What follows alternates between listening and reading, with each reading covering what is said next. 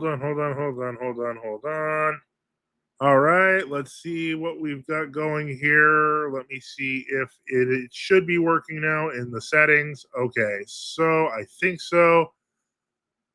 All right, in honor of everyone who said it was muted, thank you. Thank you so much. Got it working. All right, great. I can take down this banner. Something actually did go wrong this time. It wasn't that I was just dumb. It that something made it invisible. Okay. All right. So if I was muted, then I'm gonna say through the prayers of Holy Fathers, which is Christ, our God, have mercy on us and save us. Amen. Good evening for those new here. My name is Father Joseph Swayden, worked in Orthodox Apologetics since 1998 and the founder of NFTU, True Orthodox and Ecumenical News since 2004. We've been in the apologetics space on Facebook since 2016, on YouTube since 2018. Today we do our live Q&A session. Oh yeah, if you like what we're doing here live, like and subscribe. Today we do our live Q&A session where you get your questions answered live as well as member requested video reviews. So let's get started. As always, if you want to jump on the stream to ask a question or make a comment, just click the link at the top of the chat. I'll be taking super chats from the YouTube chat. And if you want your question or comment without super chatting, I'll answer it, but you might miss it if I don't bring it up. And Sunrise is first up on the screen. What's your question? Hello, Father. Christ is risen. Really is risen. So I told you Friday that I had something I wanted you to review. I don't know if there's any time for that tonight by chance. Oh, there is, definitely. This is actually the perfect time for it. Is it a YouTube video?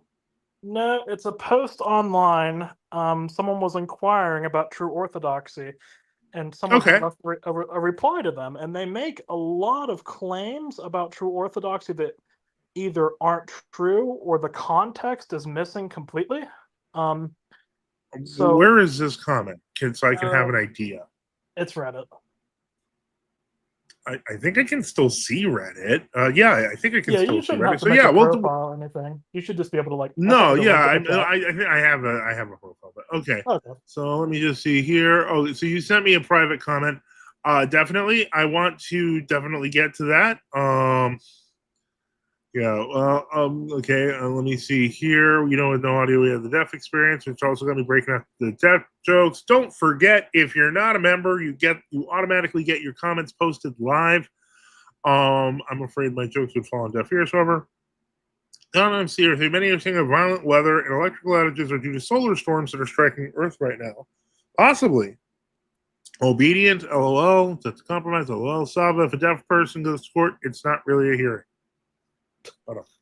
Okay, so we're gonna do that. I just there's one thing that people may have noticed is that there was some sort of a brouhaha due to my last video, which was just reviewing that part of Ruslan's video with Jay Dyer for 5 minutes. It turned out to be a lot longer. And a lot of Jay Dyer's, how should we refer to them? A lot of his associates, if you will, have been commenting nonstop on our channel. Now, one thing that I did do about 5 minutes before I got on the stream, and I did check this because there were lots of disciples, minions. Okay, those are other terms we could use. Is that they were claiming that if I'm a coward and I refused to challenge him live. But coincidentally, he is actually on live. So I'm going to show people what happens when you are blocked on Twitter and you try to join his stream live, just for fun. And then we're going to go to the Reddit post. How old is this Reddit post? Feel like a year old. Okay, so they can wait a few minutes. We're gonna get to it. Don't worry. No rush. All right. Let's share. I'm on the Jay Dyer stream. As you can see, here he has blocked me, but he is also live on a stream. So let's try to join that stream and see what happens. Because I, for one, would love to. Okay, why do I not see his post? Is there another X stream? Yeah, there's this one. Okay, so let's close out that one. There's lots and lots of ones. Okay, so let's see. All right, this is supposedly. Wait a sec. Is it over? What, did he end it like right before I? Oh, that's. Wait. No, play recording. It's over. He ended it before we got the chance. That is unfortunately, I was like, haha, I'll prove live that he is a faker and has me blocked. But unfortunately, I wasn't able to do that this time. Let me see here. Well, talking about hearing and smelling are from the same verb like Italian. You smell what he said. I will have this on in the background while I translate, but make him in every now and then. Okay, well, we'd be glad to have you on, Saba. Well, John, the least spoken language in the world is sign language. There's no speaking in it at all. Blackberry vodka tonight. Okay, wait. You got in for free, DTC, but that's all right. Also, I really do need to mention this is I'm gonna start showing some stats. I don't know if I doubt. I mean, I doubt it. I doubt it. But that was too much of an opportunity. I had to. Moreover, Brethren says, how many Debate J comments did you end up with? We can count, but it was over. I believe it was over 100. But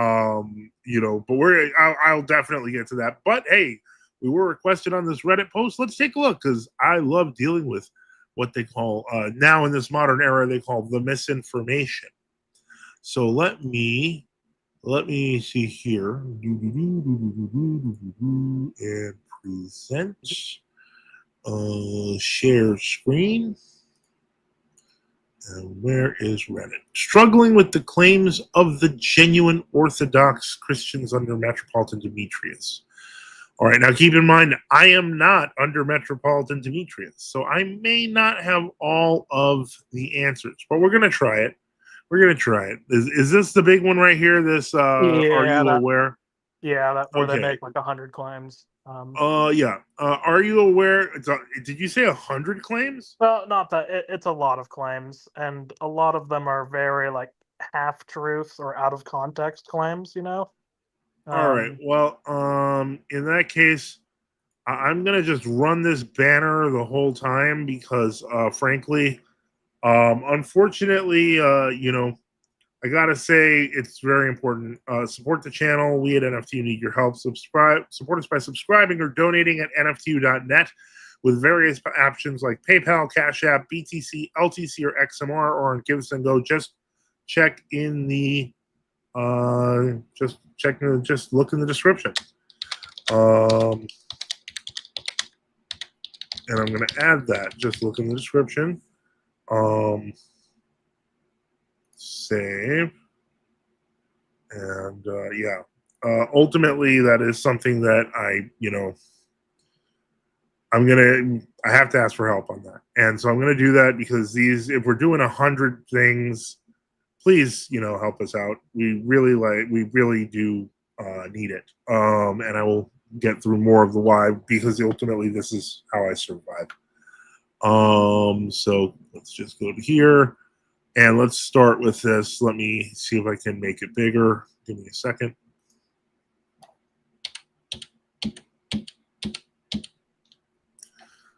I think that should be big enough. Are you aware that Metropolitan John and Metropolitan Philaret commemorated the Patriarchate when they were in China and lost communication with the Royal Core Synod? Yes, that's something that fundamentally follows from Orthodox theology.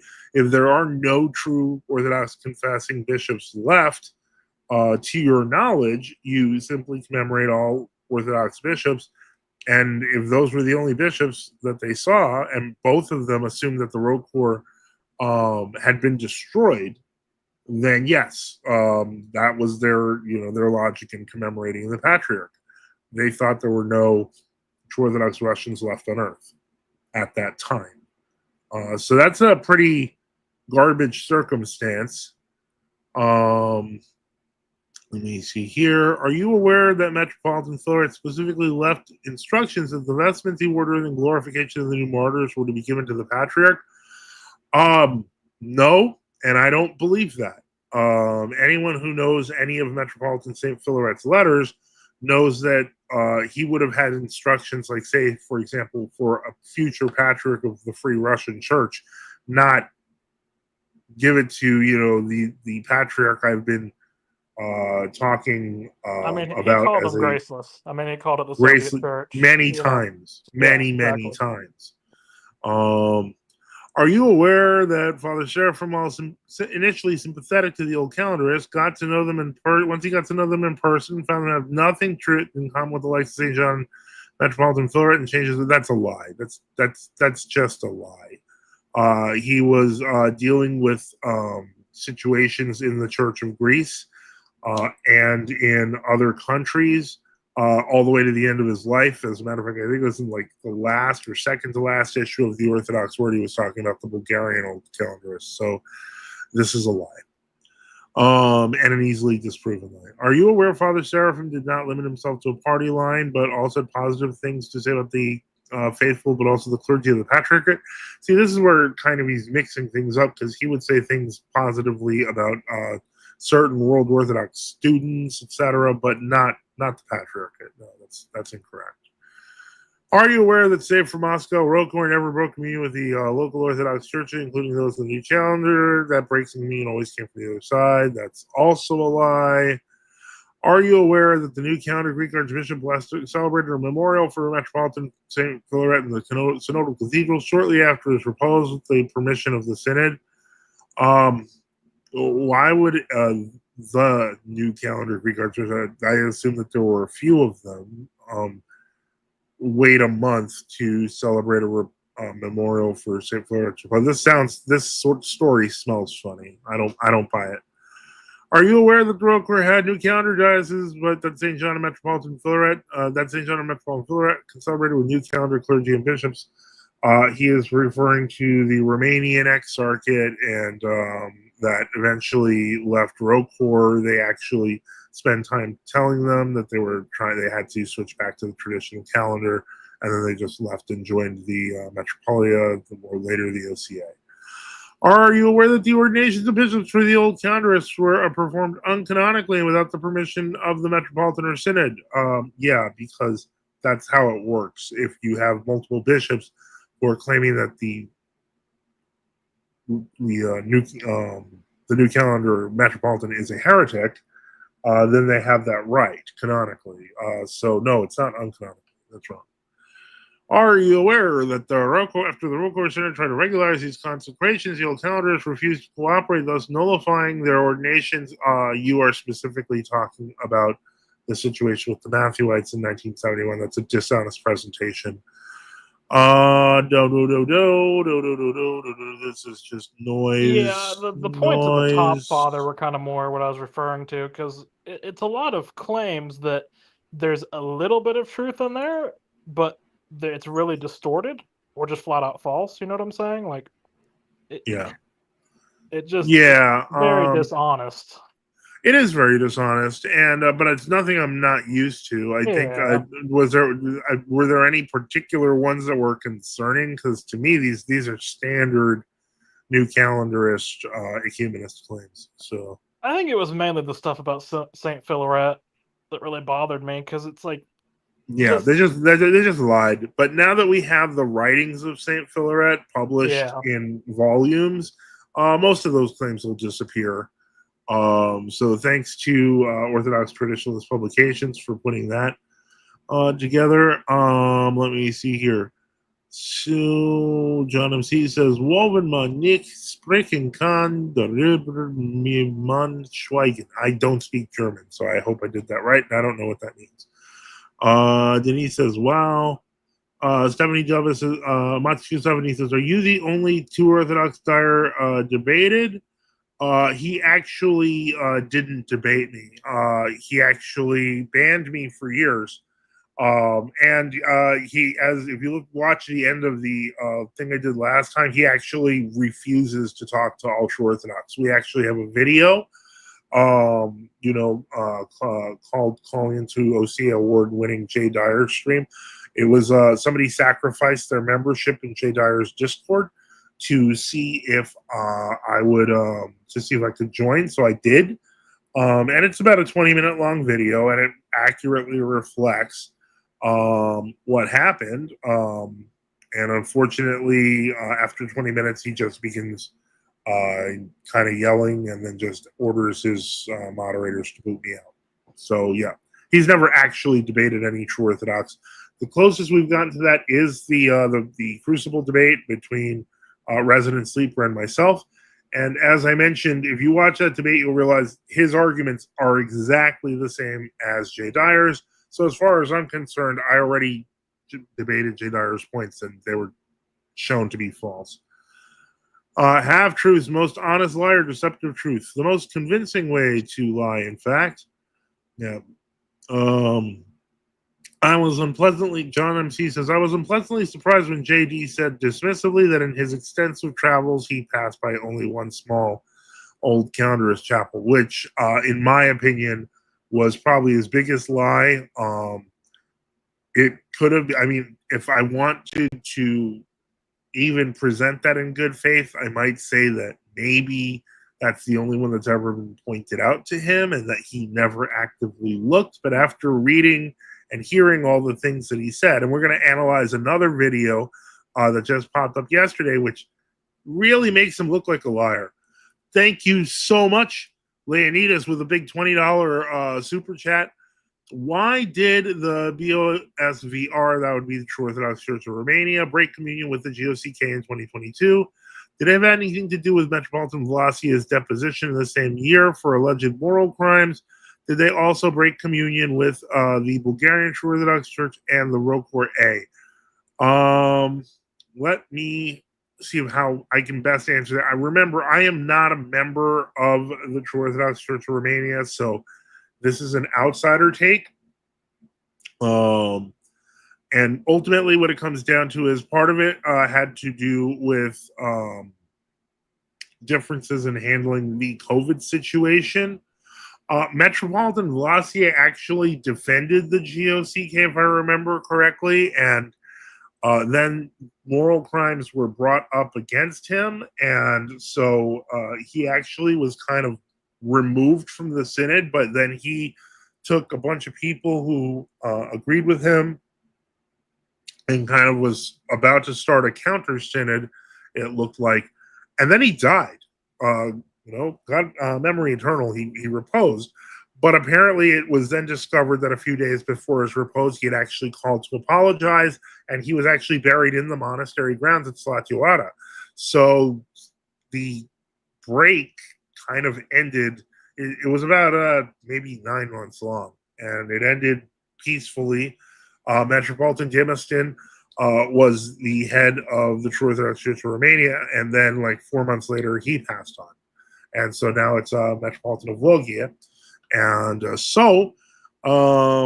are still not in communion with the GOCK or the Bulgarians. I think they might still be in communion with the Bulgarians, and I think they broke communion with the Rokor A. I know that Rokor A immediately, Metropolitan Agafungo started trying to take parishes in Romania, which was uncanonical.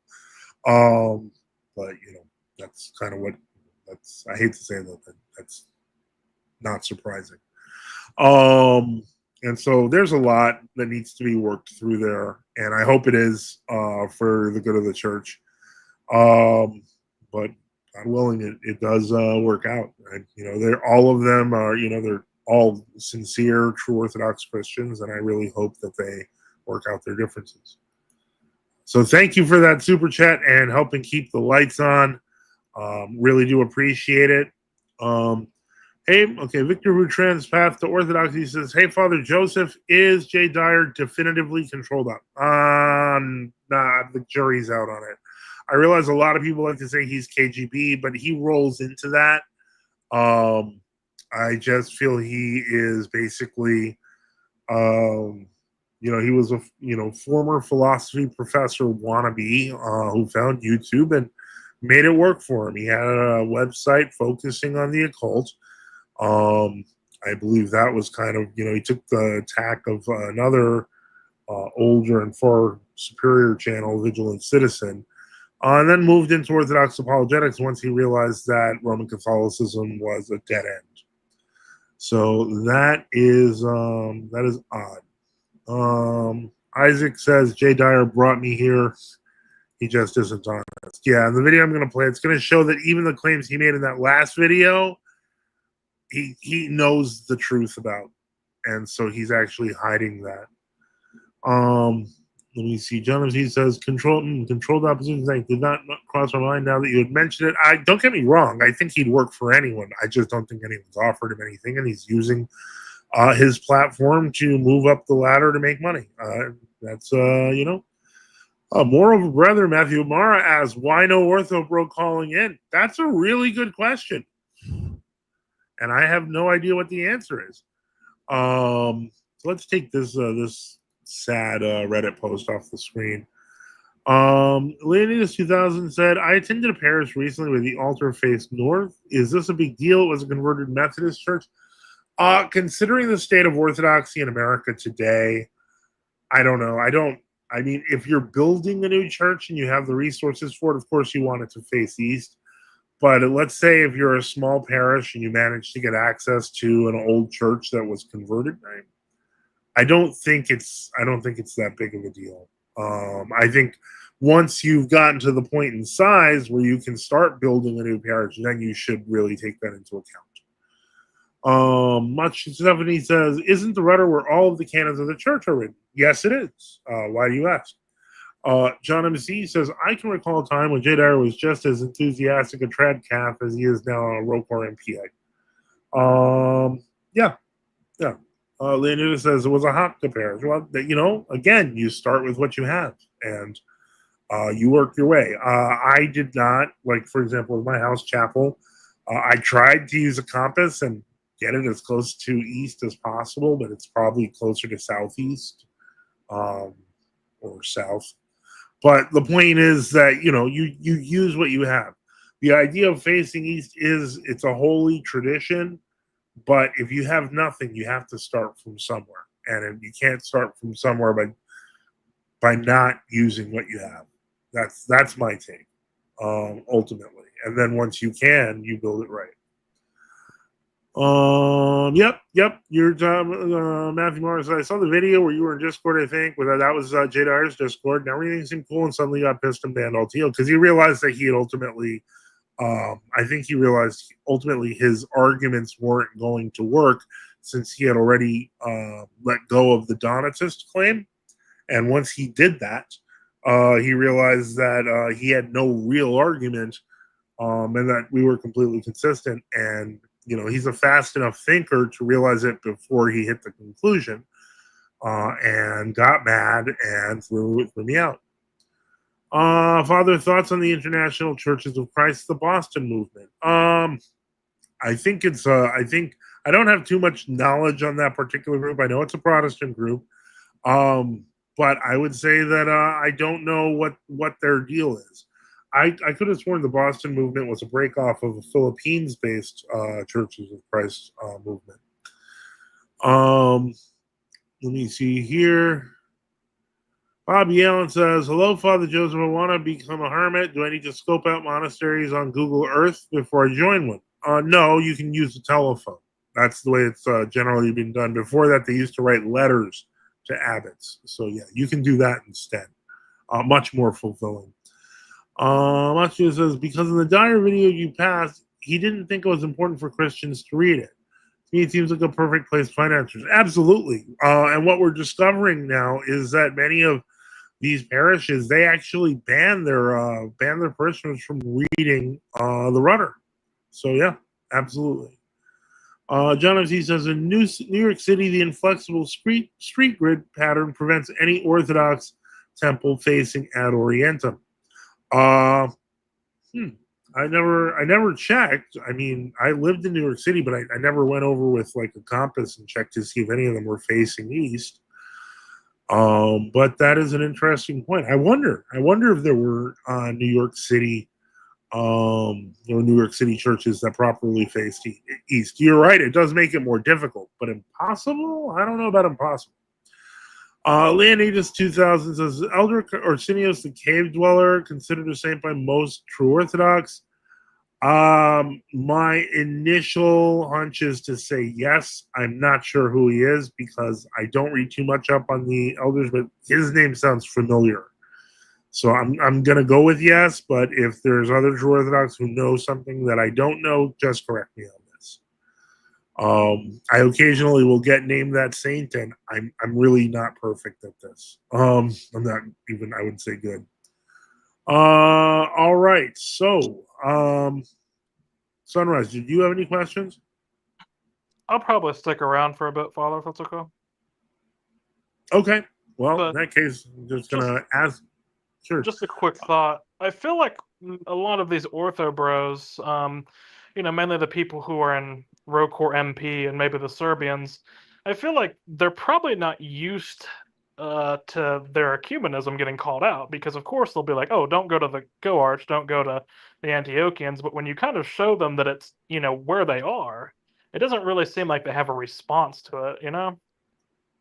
Yeah, I mean, ultimately, I don't think they've been challenged, but that doesn't absolve them of responsibility. No, it doesn't. But it just doesn't really seem like they know how to handle it. It's just kind of like, well, clergy aren't infallible, so it's like, what can we do? It's Yeah, well, unfortunately, if you're doing radical stuff, that doesn't matter if they're yeah, infallible. exactly. Sava on the question of Elder Arsenio says he was true Orthodox. I don't think anyone glorified him. He was a close struggler with Elder Joseph.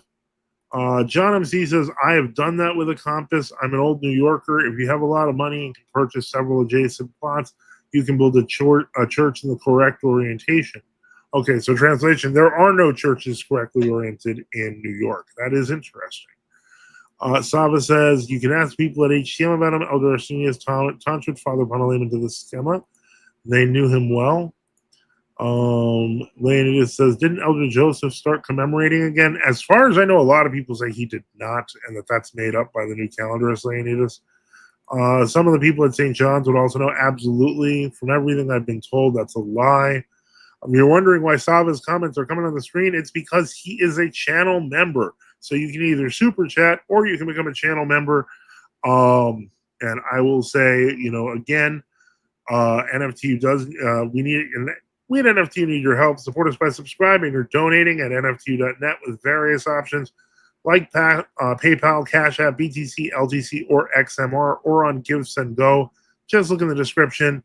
We are in the middle of the month, and I will get into that in a little bit later.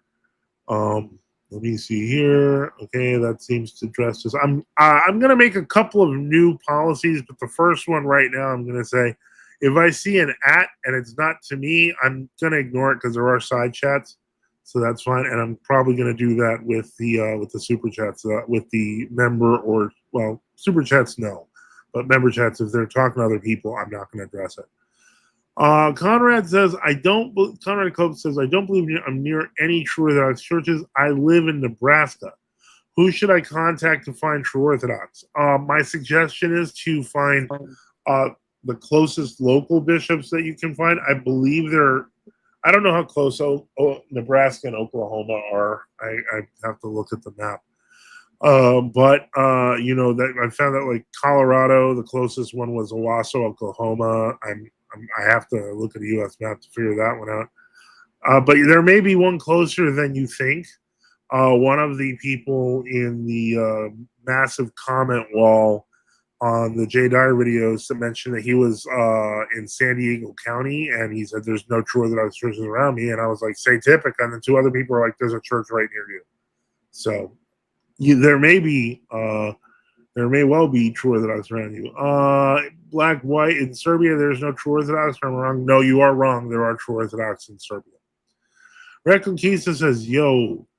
Connor Victor says, I grew up in the regular Church of Christ. We're always warned against international, but not so much for their stances, but that they had a lot of bad people in that movement. Okay, that is interesting. That the compromise says frontima, frontima, frontima. Leonida says, what about Silouan the Athonite? I was surprised to see St. Elizabeth's Convent selling icons of him. That's an interesting one. I thought that, I know that Sophronia of Essex is no. Silouan the Athonite, I'd not heard of, but I guess it's possible. Let me see here. And if you're wondering why I'm scrolling to the bottom of the screen, we'll get to that. But let's put something else on the screen now. So, let's see here.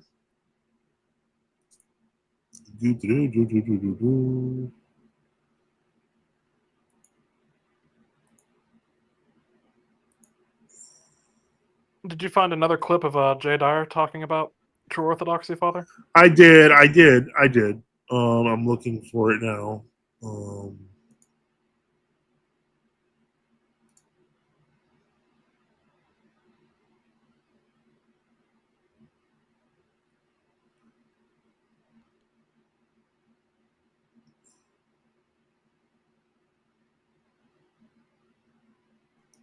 Yeah, to stop the old screen. Share the new screen.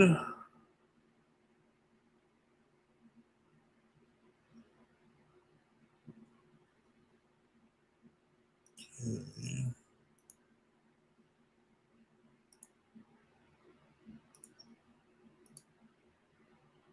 Wanted to cover that. Okay, not covering that. Not covering that. Cancel that. Present.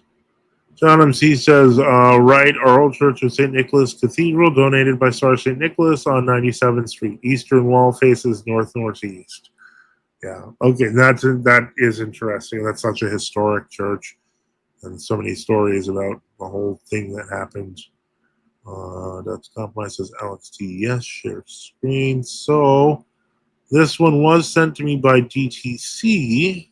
And I thought it's interesting because I'm gonna pause it and say point some things out so you'll see what I mean. So I'm gonna share it. This one apparently came from a Twitter stream or an X stream, which ironically we had just tried to access, but we missed it. And this was put up yesterday, but I have no idea how long it's been. So it's still revealing. Oh, let's see. So this is Sam. You reached out to me my DMs and asked if I wanted to join this. Yeah. Yeah, I did have a couple questions about orthodoxy. We just started talking about the schism between the Greek Orthodox and the Russian Orthodox. So my question was, like, how would you advise someone to choose between those two churches? I think you're Russian Orthodox. Yeah, I do attend the Russian Orthodox Church, but at the stage, even though the two patriarchates are not in communion, they still accept each other's sacraments. So we usually tell people that they go to whatever. Yeah, so let me pause for a second. Answer the question here. Father, has Bishop Enoch been very busy? He hasn't been on the stream in quite a while. That was inevitable. As he has more and more duties to take on as a bishop, he has less and less time to join in on streams. He will occasionally review streams and give me some comments, and he will, in rare cases, because he's busy, he will join a stream. But because anyone can join this stream, it's not exactly like a high priority for him. He has his own YouTube channel, by the way, Traditional Western Orthodoxy, and he's also available on GAD if you wanted to reach out to him and ask for something from him, etc. If you need something that he can provide. But he probably, he loves to stream here. He's a great friend of the stream, but we don't expect him to be here as often. And I've said that a little while ago. Saba says some people think he never joined the MP. I don't know enough about him. I assume we're talking about Solo on the Aconite. All right. Let's get back to this, and let's take it apart. Is available around them, but they would have to make a decision only if there was a excommunication. In which case, I would tell people to go with the Russian Church, the Serbs, and others that would not go with the EP. They're still in communion with each other. They accept each other's sacraments, but they're at the canonical stage of not being in communion. So he can't flat out say they're in schism, and so this is where he begins to start just sounding ridiculous. Atomic Lead says Vladico is not feeling well earlier. Let us pray for his grace's good health. Amen. Many years. All right, so let's thank you for that, Atomic Lead, and let's continue on. They removed each other from the diptychs a couple of years ago, and at this point, either the schism will be That would be mutual non-recognition if they removed each other from the diptychs. They're not recognizing each other as Orthodox hierarchs. healed, or they will excommunicate one another. Okay, so there are They already basically excommunicated one another. What Dyer is doing here is he's adding a new level of, like, official schism before formal schism, even though formal schism with the removal from the diptychs has already occurred. This is like it's like the position of Metropolitan Chrysostomus of Florina, Saint Chrysostom of Florina, except suddenly you hit it with a derp stick and make it sound even stupider to defend the idea that world orthodoxy is united. So it's not it's not totally excommunicated yet. It's yes, just, yes, it is. Correct. In Orthodox canon law, there's stages to these things, and they're not at that stage. In Orthodox canon law, there are stages to these things, and they're not all to be staged.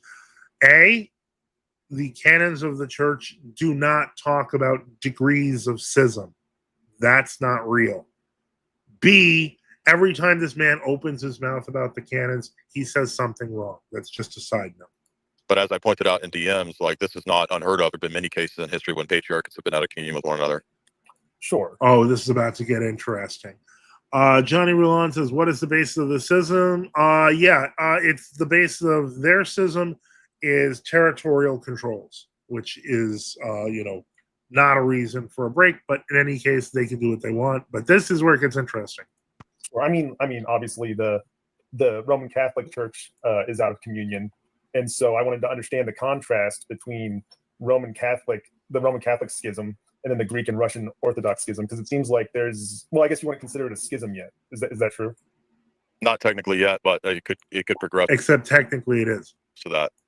So this is the first time I've heard. I have some friends that are Eastern Orthodox, and I've asked them about this, and they haven't explained that to me. So that's good to know. It seemed like there was no distinction between the two kinds of separations. One schism and one, I guess, there's just a spat. No, they were both schisms, but the point is that it could be easily. It's a question of whether it can be easily resolved or not. But to say there's no schism is not true. Well, it's not the same as the Catholic situation, because the schism with the papacy wasn't just a schism; it ended up being a difference over doctrine and theology. So at this point, there wouldn't be an. I would go further and say, excuse me, that was not a member comment, but meaning the war affected it. Meaning it precipitated the war to some degree. What's the difference between doctrine and theology between the EP and the MP, unless the EP continues in its pretty hardcore ecumenist type stances, and it has a pretty strong desire, it seems like, to go back to Rome. Now, this is one of those things where it's kind of interesting, because what he's saying is that there is now a doctrinal difference, implying that the EP is ecumenist. What he's not saying is that the MP is also ecumenist, so there isn't a real doctrinal difference. Well, there's the At that point, if you went in that direction, document, that would definitely be beyond just schism. It would also be heresy. The Havana document is, I wasn't sure who was talking there, but yeah, the Havana document shows that the MP is still as committed to ecumenism as ever. So for us, those are two different things. They're two different types of sins. Yeah, and I think you. And taking a second here to thank Leonidas with a big $10 super chat. Really appreciate it. It helps keep the lights on. I haven't gotten to the finance section of the stream yet, but I will soon, so I really appreciate that early. Unpopular opinion, Sergianism isn't a heresy. It would be redundant for any world Orthodox or true Orthodox to condemn it, since Sergianism has been dead for 80 years and communism in Russia ended 35 years ago. I counter to the Leonidas that they are still putting up statues to Sergius today, even now, and are trying to rehabilitate him as some sort of parallel to the catacomb Metropolitan St. Joseph of Petrograd, who they haven't glorified. That was a plan that they had about 10 years ago. It seems that they're probably not going to even go with that. They're going to try to deny the existence of the true Russian Orthodox Church, the catacomb church, and put up Sergius as a saint of the church. Unfortunately, he did bow to the secular authorities. He did create a new theology of cooperation with God haters. So unfortunately, yeah, I don't think that's gonna happen. Johnny Roulant says, "Which tradition are you part of?" I don't know what that means. Are you asking him what liturgical use I use? I use the Russian. Jonathan Britt says, "No, it's a heresy, my friend. It is. What is the actual heresy? Submission to the servants of Antichrist against the servants of Christ in the name of the church. So it's effectively it is like a pseudo church under an Antichrist." Yep, Reconquista says there's hammers and sickles in the churches. Very true. That's something that they're adding, and they're really keeping up the cult of Stalin and ultimately Sergius. Yeah, I Probably think there's not a difference. What? Oh, go ahead. I think Vladimir Moss has an article on Sergianism as a Yeah. heresy, doesn't he? He does. A lot of people do. Yeah. But Vladimir Moss has spoken out against that a lot. I think the article you might be thinking of is Sergianism as ecclesiological heresy. Yeah, I think you're right, Father. That's most likely that's the one. So yeah, that I would suggest that, Leonidas. And when was it condemned? Among different synods at different times. So in any case, it's a real thing. I realize that many ROCOR MP priests are saying it was never a real thing, and they may have told you that, but that is not what the teaching of the church is. And even if you look in older ROCOR historical documents, before 1990, that term was common. Can I say something real quick, Father? Sure. This is a quote from Saint Philaret. And he says, "This pseudo church," and he's talking about the Soviet church, "has been twice anathematized. His Holiness Patriarch Tikhon and the All-Russian Church Sobar anathematized the communists and all their collaborators. This dread anathema has not been lifted till this day and remains in force, since it cannot be lifted only by a similar All-Russian Church Sobar as the canonical supreme and ecclesiastical authority." So, I mean, these people have been anathematized. Their collaborators have been anathematized, and there's obviously no repentance. They put up statues of Sergius, and I can provide the clip if anyone wants it of the MP calling him a confessor and that he held the church together. So it's not. Well, that's you know? actually further in the comments. John MC says Patrick Kirill in his panegyric at the unveiling of the statue of Sergius Dragadorsky called him a savior of Russian Orthodoxy. Yeah. Patrick St. and Alex T says Patrick St. Tikhon, who anathematized the Bolsheviks and their collaborators, which is exactly what Sergianism is in an ecclesiastical form. That to compromise says condemned in 1918. Reconquista of Leonidas Patrick was praising Fidel Castro, which Patrick Tikhon condemned communists and collaborators. I mean, all of these things are right. Ortho Pirates said Sergianism was supposed to be like bishops divorcing Christ in order to marry the state, Christians in general, and I would say divorcing Christ to marry the Antichrist state. Excellent quotes on it. In a nutshell, Sergianism is still a thing in Russia. It is, and many Russians take that seriously.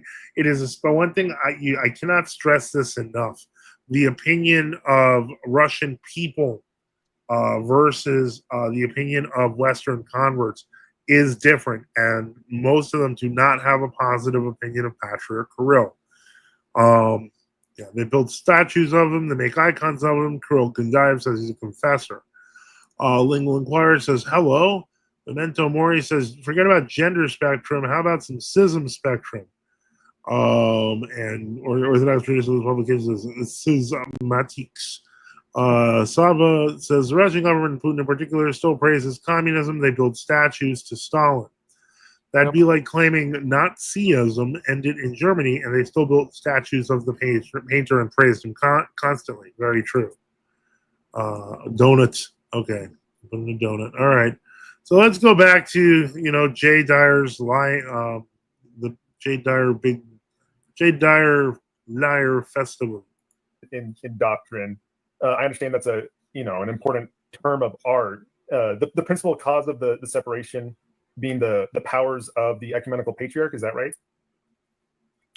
Well, in terms of this situation, it has to do with a reversal of stance on the Ukrainian Orthodox Church. So the EP formerly supported the Orthodox Canonical Church under Metropolitan Onufri, and then reversed his stance when the State Department put pressure on him. So the CIA and the State Department went in and set up a schismatic fake Orthodox Church. And then Okay, this is not like relevant to the question of true Orthodox, but I will just say in terms of history, the number of places Jay Dyer is wrong is incredible. In the first place, Constantinople has been making claims towards the Ukrainian lands since 1920. That if you look at the history of the Polish Orthodox Church, etc., they have been involved in many different disputes towards many different different Ukrainian groups, and they have Russia's the Moscow Patriarchate's version of the Ukrainian Church was not always considered the canonical church. So that's more of an ahistorical claim. The idea that the CIA created the OCU, the idea that there may be some truth to that. They did definitely fund some of it, but to imply that Bartholomew just listened quietly and meekly to the CIA is ridiculous. This has been part of his plans for a while, and he's been open about that. So, I think that the fact that they've been caught in division while pretending to be united is just hypocrisy. Ortho Pirate, thank you so much for the super chat for $10. And thank you for helping keep the lights on, especially this episode. This is going to be really important. I do not have a goal because I'll be honest, the last 3 times I put up a goal, it didn't make it. And so I am just asking for help at this time. So this says, what are the odds we'll see an NFTU Ruslan interview discussing true orthodoxy since he opened that door with Jay Dyer? I don't know. I assume they're extremely low, but welcome to the internet in 2025. I'd be up for it. I would do it.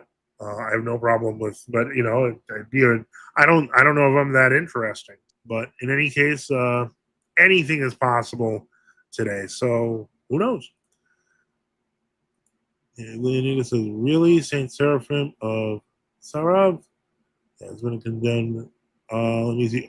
Okay, Saint Seraphim Sobolyev, I think you were talking about. Yes, you can't knowingly join heretics without becoming one yourself. To be fair, Saint Seraphim joined the MP and died.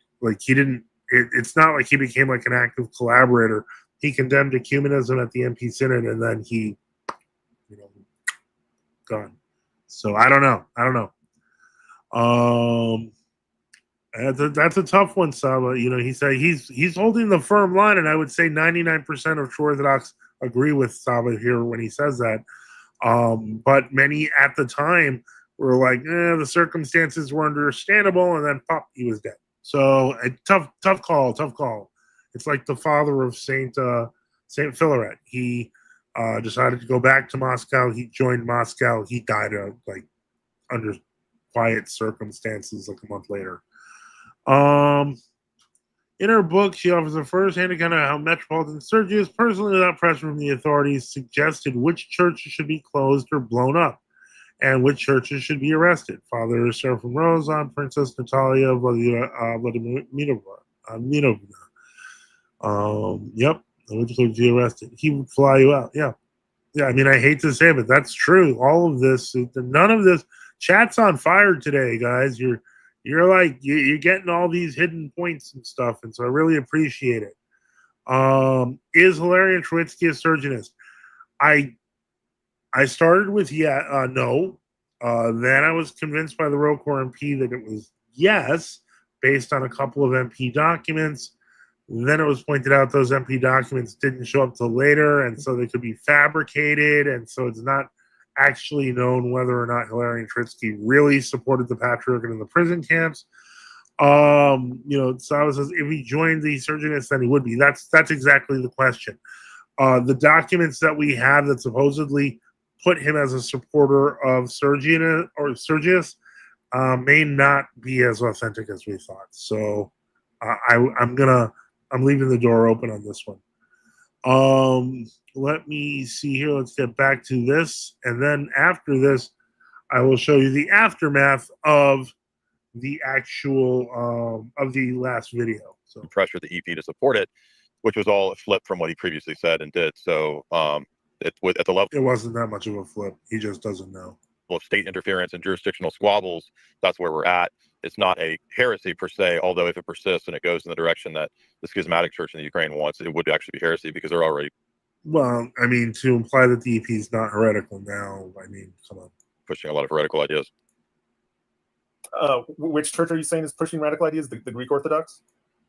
No, I said in the Ukraine, the State Department and the CIA went in and set up a schismatic Orthodox church founded by people. I like how he doubles down on this real hard, like he actually knows that the CIA went and did this, not realizing that Bartholomew used a number of different groupings, put them together. It's stupid. And this is why people often say he's a KGB agent, because he sounds like an anti-American tard. I think it's really sad. People who were previously rejected, like Duminko, as not even being validly ordained. The EP previously rejected any of that and supported the canonical Orthodox Church in Ukraine. And so that's only half true. It reversed its stance and now supports the open schismatic group that the CIA openly set up. So that, well, they openly paid for it. We all know about that. The EP's mistake, and it was done at the behest of the State Department and the CIA, forcing and pushing the EP to do so. Okay. And you said that's open, that the CIA and State Department did that, or that's just something? Yeah, you can go read the public. I mean, they even had it on their website. They congratulated, State Department congratulated the schismatic Ukraine church from being set up, for being set up, I should say. And former CIA head flew over there and gave rewards to the Dumenko schismatic. That's the head of it. Okay. And then isn't like the Russian Orthodox Church like setting up churches in Africa now as well? I believe I read that. That was pretty funny. Yeah, I mean, the Russian church has mission churches everywhere. Europe, Africa, France. I mean, there's a lot of growth of the church set in France. He's spouting nonsense. Canonically, you can't enter into another person's territory, but because the questioner was Protestant, he didn't know that. Leonidas says, huh? I was going to say there's a pretty insane comment in the chat. Yeah, I'm reading. The MP only became heretical in 1961 when they joined the WCC. That's only true if you don't believe Sergianism is not real. And that's my point. John MC says, I would say KGB, but rather more accurately FSB. And Saba says, no, the Catacomb Church declared they were in heresy from 1928 onward. Yeah, Moreover, Brethren says, Diaria has one high priest, very high priest, yeah. And St. Joseph of Petrograd, St. Mark of Sergev, St. Maxim of Serpukov, and all others said, many others said also Sergius was in heresy as early as 1927. That is correct. Orthodox traditionalist publications says, yeah, they just bypass the African exarchate. Romagata says, why everyone denies or doesn't consider it as a war? No, it's a war. I would say that it's a war. And it's a war at many levels, and it's only becoming really kinetic at the government to popular level, really, these past couple of years. Saba says, St. Tikhon condemned the Bolsheviks and those who collaborated with them in 1918. And then, what? Oh, I just said exactly. I mean, Saba's right. Yeah. Yep. That compromise has more of a brethren. You should debate Jay Dyer. He'd probably hang up on him. He just doesn't. Jay Dyer is not the great debater that he claims to be. It's all a fraud. John MC, Europe, Africa, France, yes, the world. It's like the new papacy. Ironically, that's what they're accusing the ecumenical patriarchate of doing. Or who are the Josephites? Those are the Catacomb Church, named after my namesake, Joseph of Petrograd, who was the leader of the Catacomb Church at the time. The Orthodox, yes. All controlled by world order to destroy. Well, the world order, controllers don't have as much control as they pretend to have. It's all a game. Now that the Roman Catholic churches are basically going out of business. How big of a deal do you think? Excuse me, my son's in the background. How big of a deal do you think it is that the Russian Orthodox and the Greek Orthodox Church don't commune with each other? Again, there's multiple examples where this has happened in church history, like the Meletian Schism in the 4th century. You have the Macedonian Schism that I sent you. Know what he just quoted. He quoted the Meletian Schism. The Meletian schism is the most obvious proof of how things work out when there are rival patriarchates, rival sees, rival non-recognitions. All of this is in church history and is encapsulated in the Meletian schism, for which I highly recommend reading the book. Excuse me. The History of Resistance by Subdeacon Nectarios of Orthodox Traditionalist Publications. The simple reality is that is the known history. Somebody says, where is the Jay Dyer article at OTP? There's no Jay Dyer article at OTP. The point is, the Meletian schism is one of the examples we use to demonstrate that it's not as simple as, who is the official or non-official church.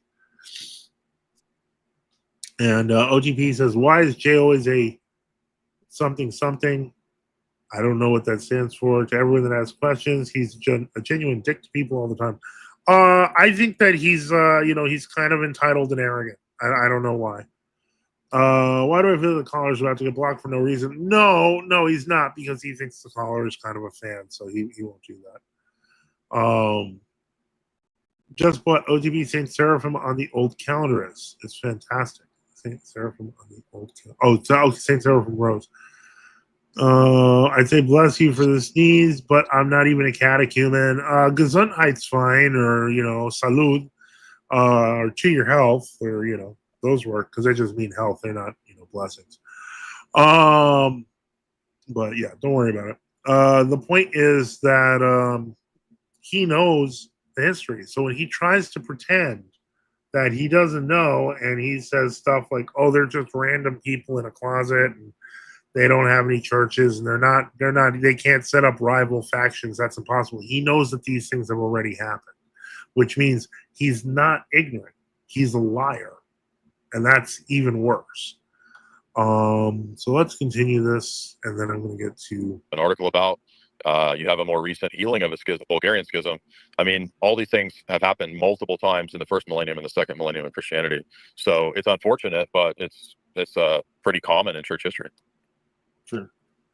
Do you find that to be a defeater? I mean, do you think that the Lutheran Missouri Synod splitting from the others is that a defeat for Lutheranism? Oh, well, he's literally using a true Orthodox argument against this Protestant guy to defend his ecumenist leadership. He's this is kind of the worst kind of fraud, because at this point, I had been saying the whole time that the new calendarist hierarchy, so on and so forth, are literally defrauding the new converts that are coming in looking for a way out of ecumenism.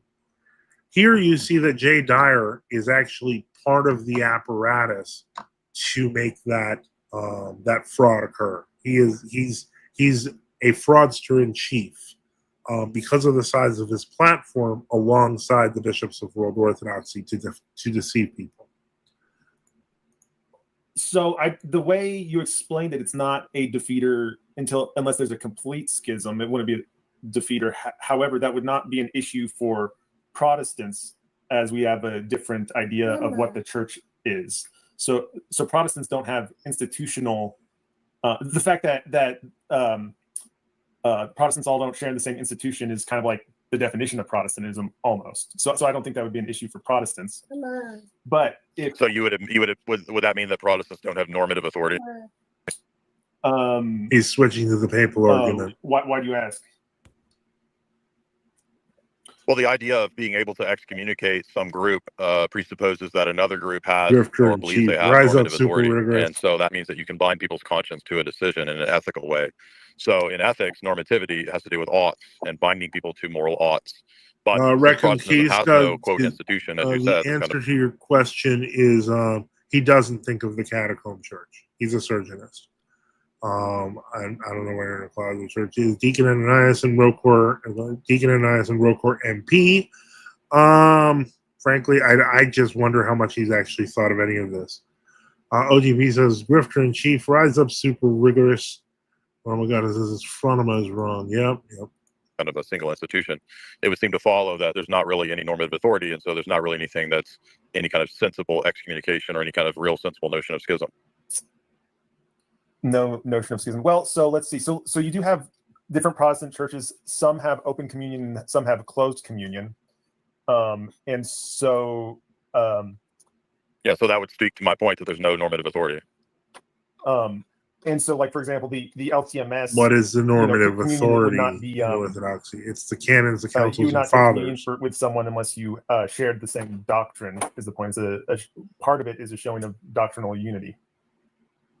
Do you think that the church fathers of the Council of Nicaea believe the same thing as the Lutheran Missouri Synod? Do I believe the church fathers at the Council of Nicaea believe the same thing as the LCMS? I imagine there are differences. Do you think they were Christians? Yes. All right. Saba says, I know of an MP bishop who told my godson when asked about Roquefort in the Catacomb Church, I do not know about these things. They did not teach me in seminary. I do not think about them. Yeah. Reconquista says, I'm going to eat clovers and smoke my cigar. Well, that's fine, but I'd like to remind you to support the channel. We at NFTU need your help. Support us by subscribing or donating at nftu.net, where you can find various options like our PayPal, Cash App, LTC, BTC, or XMR. And just look in the description. Yeah, you can also do that. We definitely we could definitely use your help this week because things are backed up terribly. This is what I do for a living, so ultimately I will share my YouTube numbers as I always do. It is the community support that makes this work. So if the support isn't there, I can't be either. I don't know what I'll do. But let's see what we've got to say. And Romagata says, Father Joseph, what about the VAR and Ubi debate? Voice of Reason and Ubi. I thought that because Ubi does not have a strong conception of the church, a strong affirmative conception of what the church is in terms of truth, it left the Alex, the Voice of Reason guy, open with questions of differences in ability, differences in teaching, differences on things like baptism, etc. And it was probably Ubi's weakest part of the debate. I'm still getting over the fact that Ubi is Denny Sellin. I know who he is. I knew him years ago, and he wasn't this pretentious. So I'm still reeling from that. So seeing it is kind of surreal and weird. But ultimately, I think the debate worked exactly as both participants kind of subconsciously wanted. There was no clear winner, and so that worked out great for all of their fans. Unfortunately, a lot of you say, "Oh, my guy's right, my guy's right."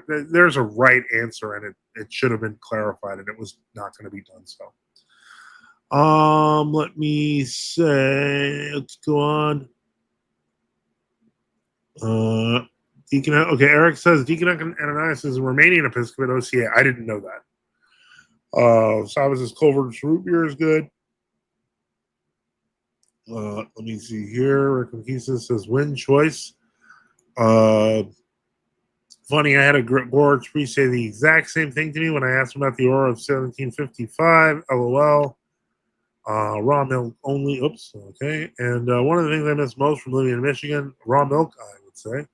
Reconquista Orthodox with a $5 super chat. Thank you so much. It says, take my Jewish money.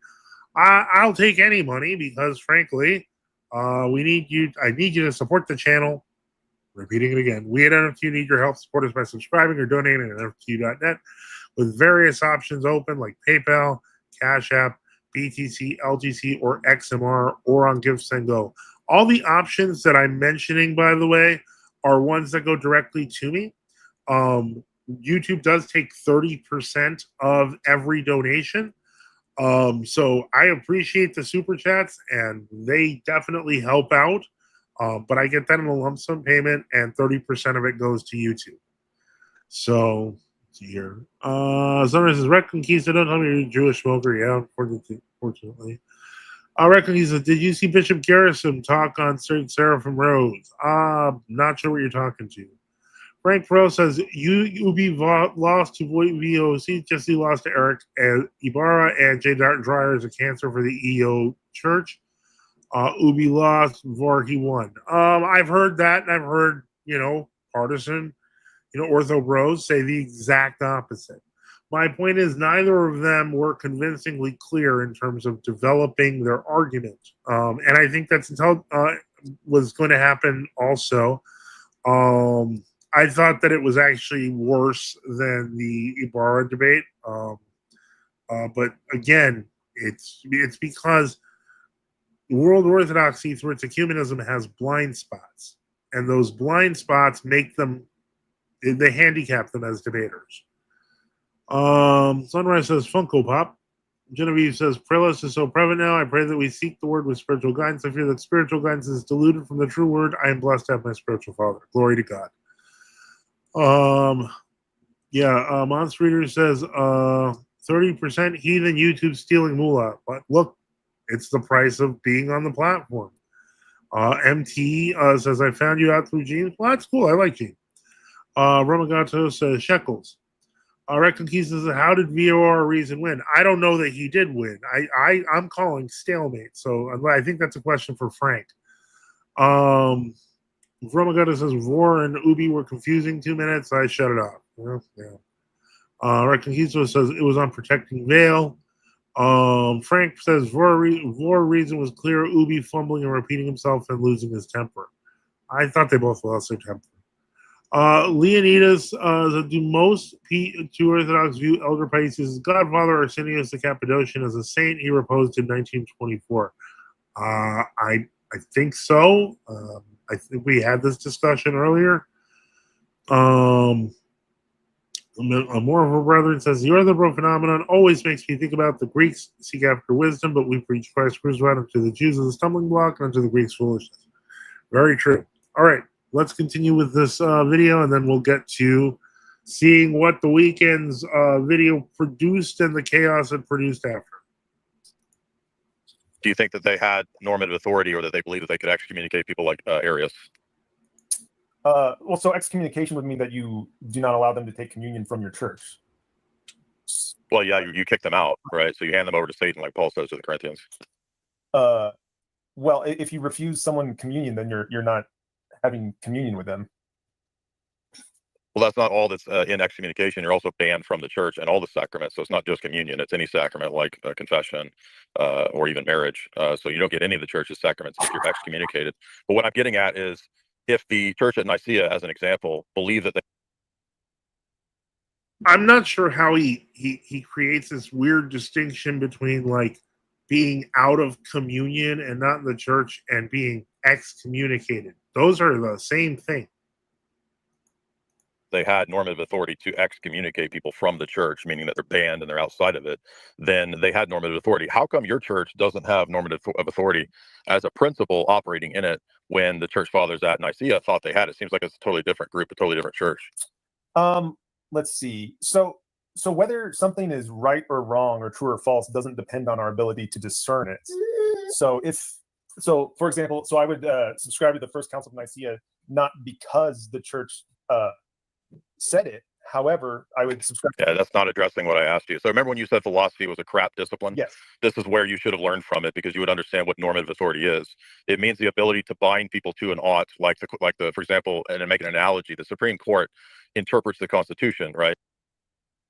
Why does this guy always sound so insufferable? I'm sorry, but I don't listen to much of his stuff, and he always just becomes insufferable.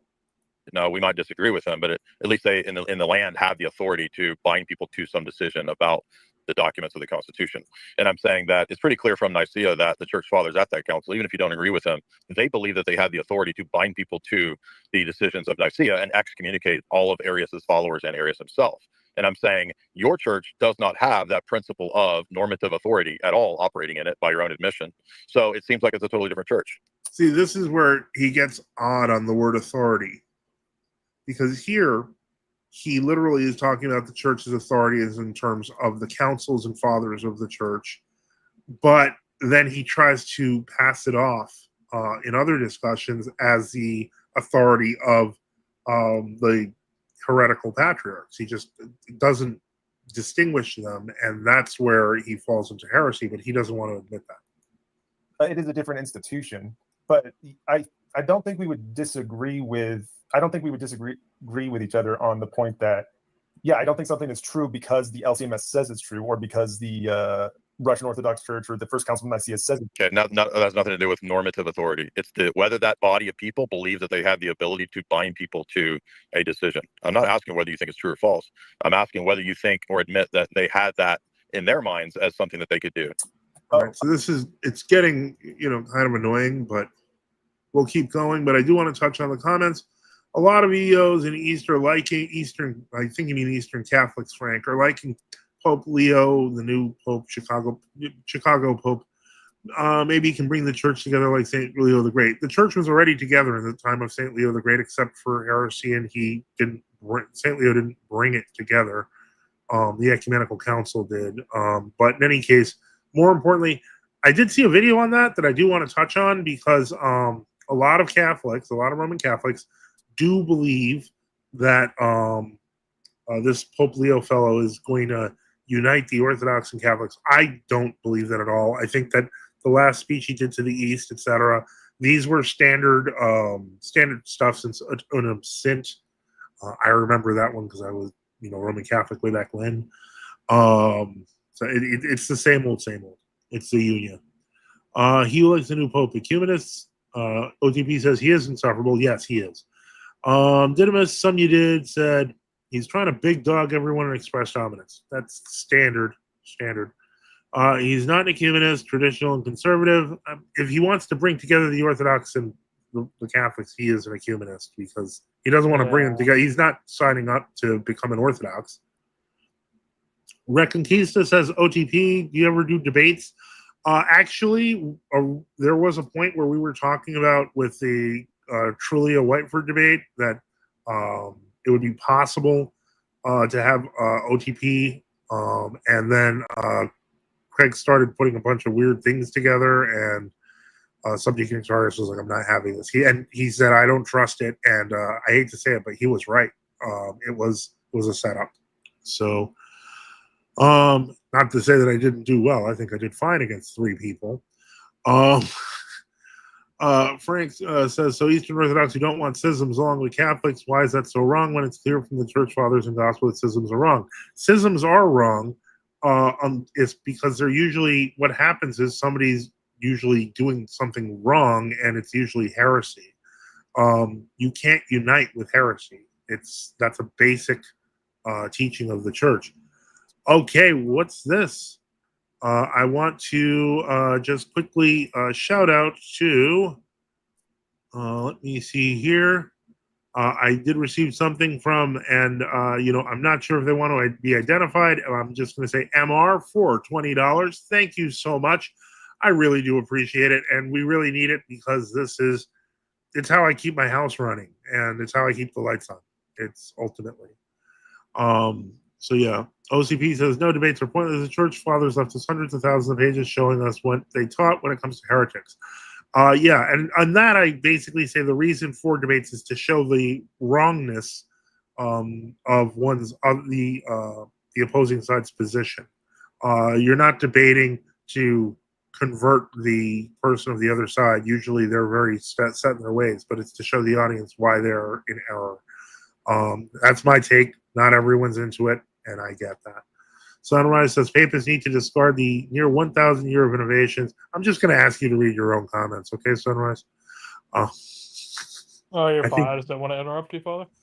No problem. That's kind of the news to 2000. Anyone? Reconquista. Okay, you're talking to each other again, so I am not reading those. Let me see here. Yeah, I just want to make the point. This guy is saying that schism is wrong, and it is, but you have to understand that the papists, it's not just, some political thing. These people have 1,000 years of errors and heresies. I mean, Right. And I will, but that gives me a chance to make an announcement real quick because this has been going back and forth on Twitter. It is semi pending, but I will actually have an actual moderated debate with Elijah Yassi on which is the true church, the Orthodox or the Catholic, something I have wanted for a while, and I kept getting discussions.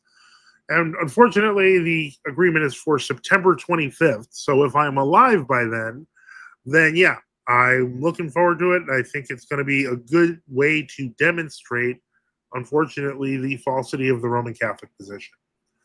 Let me see here. Okay. I'm not sure why. I'm not sure of the nature of your question, Leonidas. I know it's directed to OTP, but yeah, Metropolitan Glucaria was made a saint and recognized by many, many people. There's a large cultus around him. He was a correct confessing true Orthodox bishop. I don't see why we wouldn't. Yep, Saint Sunrise. You want to read your comment from Saint Mark? yeah, sorry, let me pull up the chat.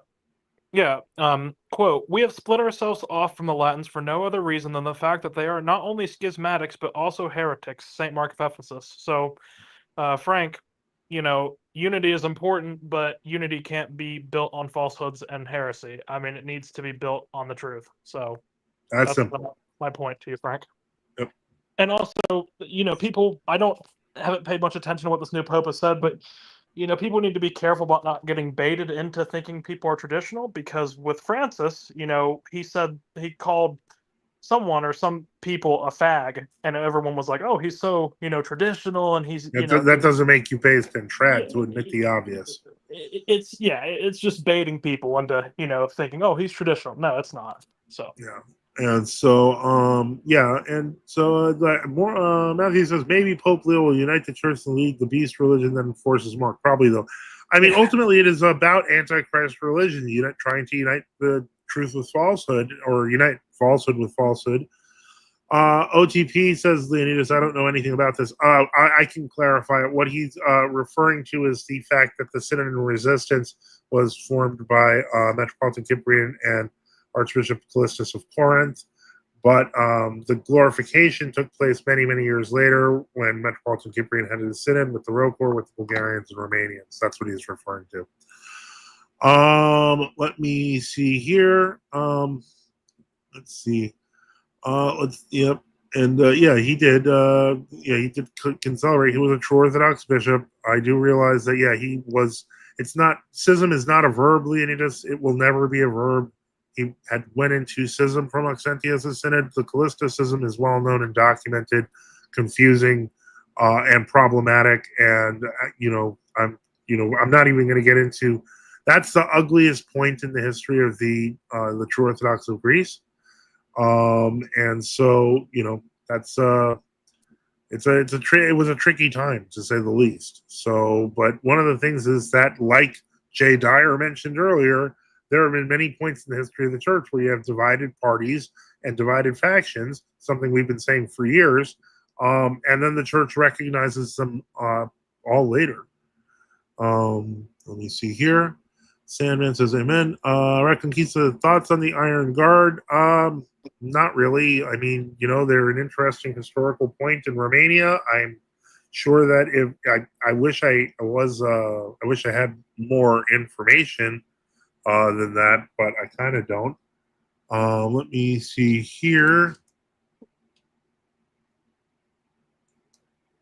Okay, and I want to take a second.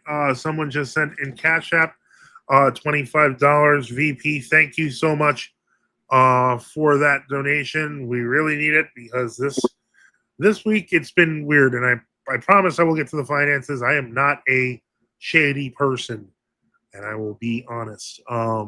Let's see. Frank says that's a Protestant falsehood. What's he referring to?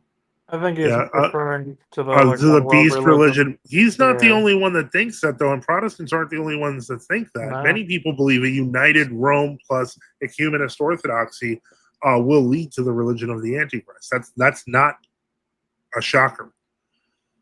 Romo says, plus if Pope was traditional, how come he never spoke out before he became Pope? Very true. Reconquista Orthodoxy is the St. Maria story of World War II a fake story? She died in a concentration camp. The story that she died in a concentration camp is true. The story that she was a martyr in a concentration camp is false. She died of dysentery shortly before the Allies really opened that prison. Frank, Christianity will never be a broad road. Very true.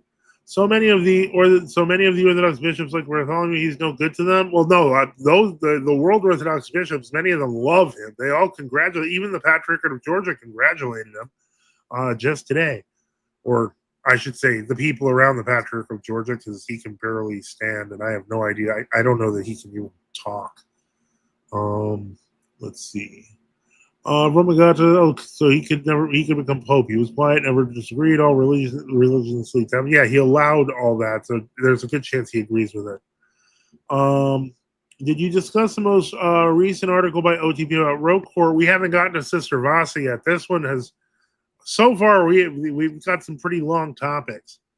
Romagata says Leonidas was required to escape world orthodoxy. Okay, Leonidas says Roac anathematized Metropolitan Cyprianos of Philly and his ecclesiology in 2008. Any thoughts? Ooh, that's a spicy take. Yeah, I mean, that was the anathema against Cyprianism. Again, obviously, the people in Roac, people in Roac do agree with the anathema, and I think a lot more people agree with the anathema, not just that, but I don't.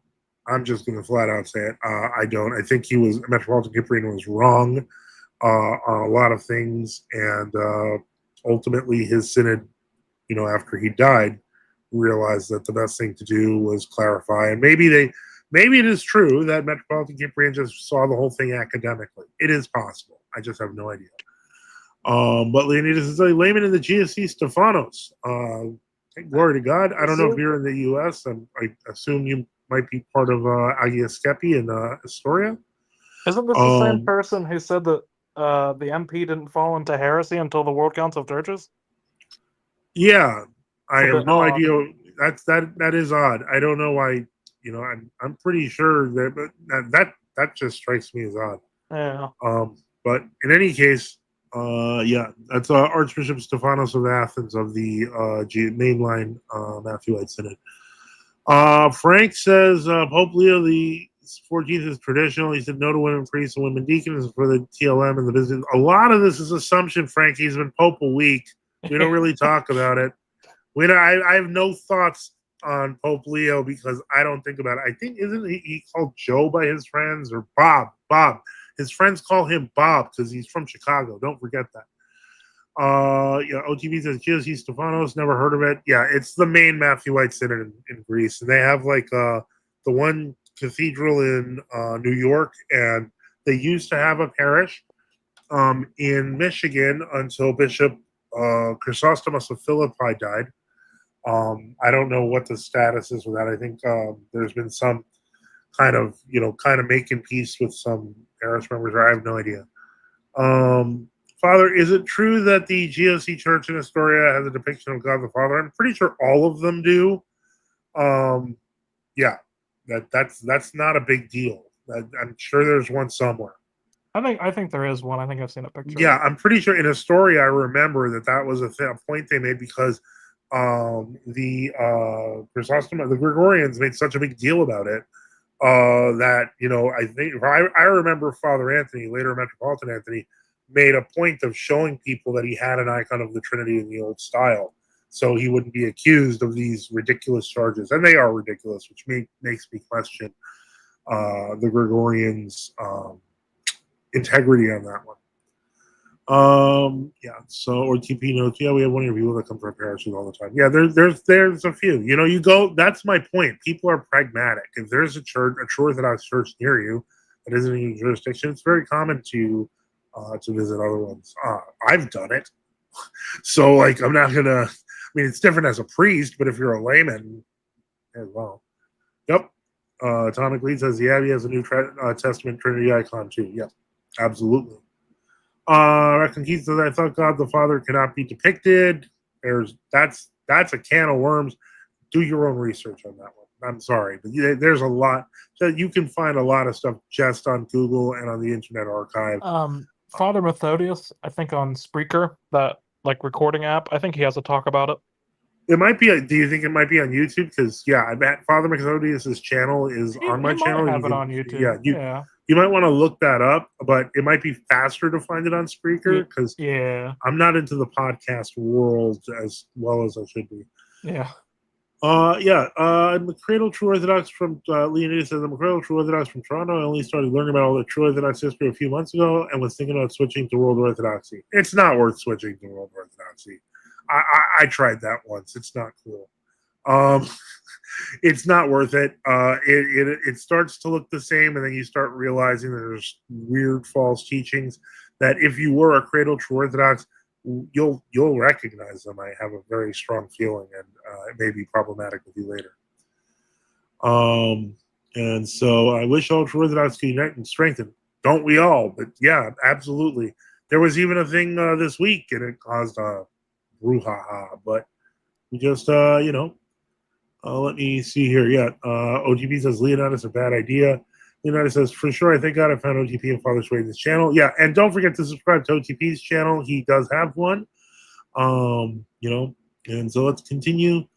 Did you watch the Cleave to Antiquity video with Shooping? I bet you have an interesting perspective on that. I do, but not for the reasons that most people would. I did ask Ben at Cleave to Antiquity if we came up, and I don't think he responded. I think he wanted me to watch it, but I have a feeling I know what it's about. I watched a couple of other of Shooping's things, and what is often missed, and it was very clear at the beginning when he converted originally to Protestantism, is that he didn't really believe too much of what Orthodoxy taught to begin with, and found out later, which to me sounds insane that he went through an Orthodox, even World Orthodox seminary and was able to do that. OTP says good things to Leonidas. Reconquista. Father, is it strange to feel the communion of GOC stronger than World Orthodox? Or is this false? No, I don't think that's false. I think if it's something you feel, you remember, facts, don't like your feelings. So you always want to, don't trust the warm feelings in the heart. That's what the Mormons do. Trust the truth.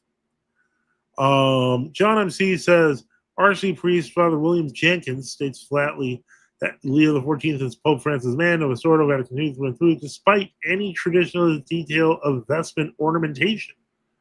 Okay.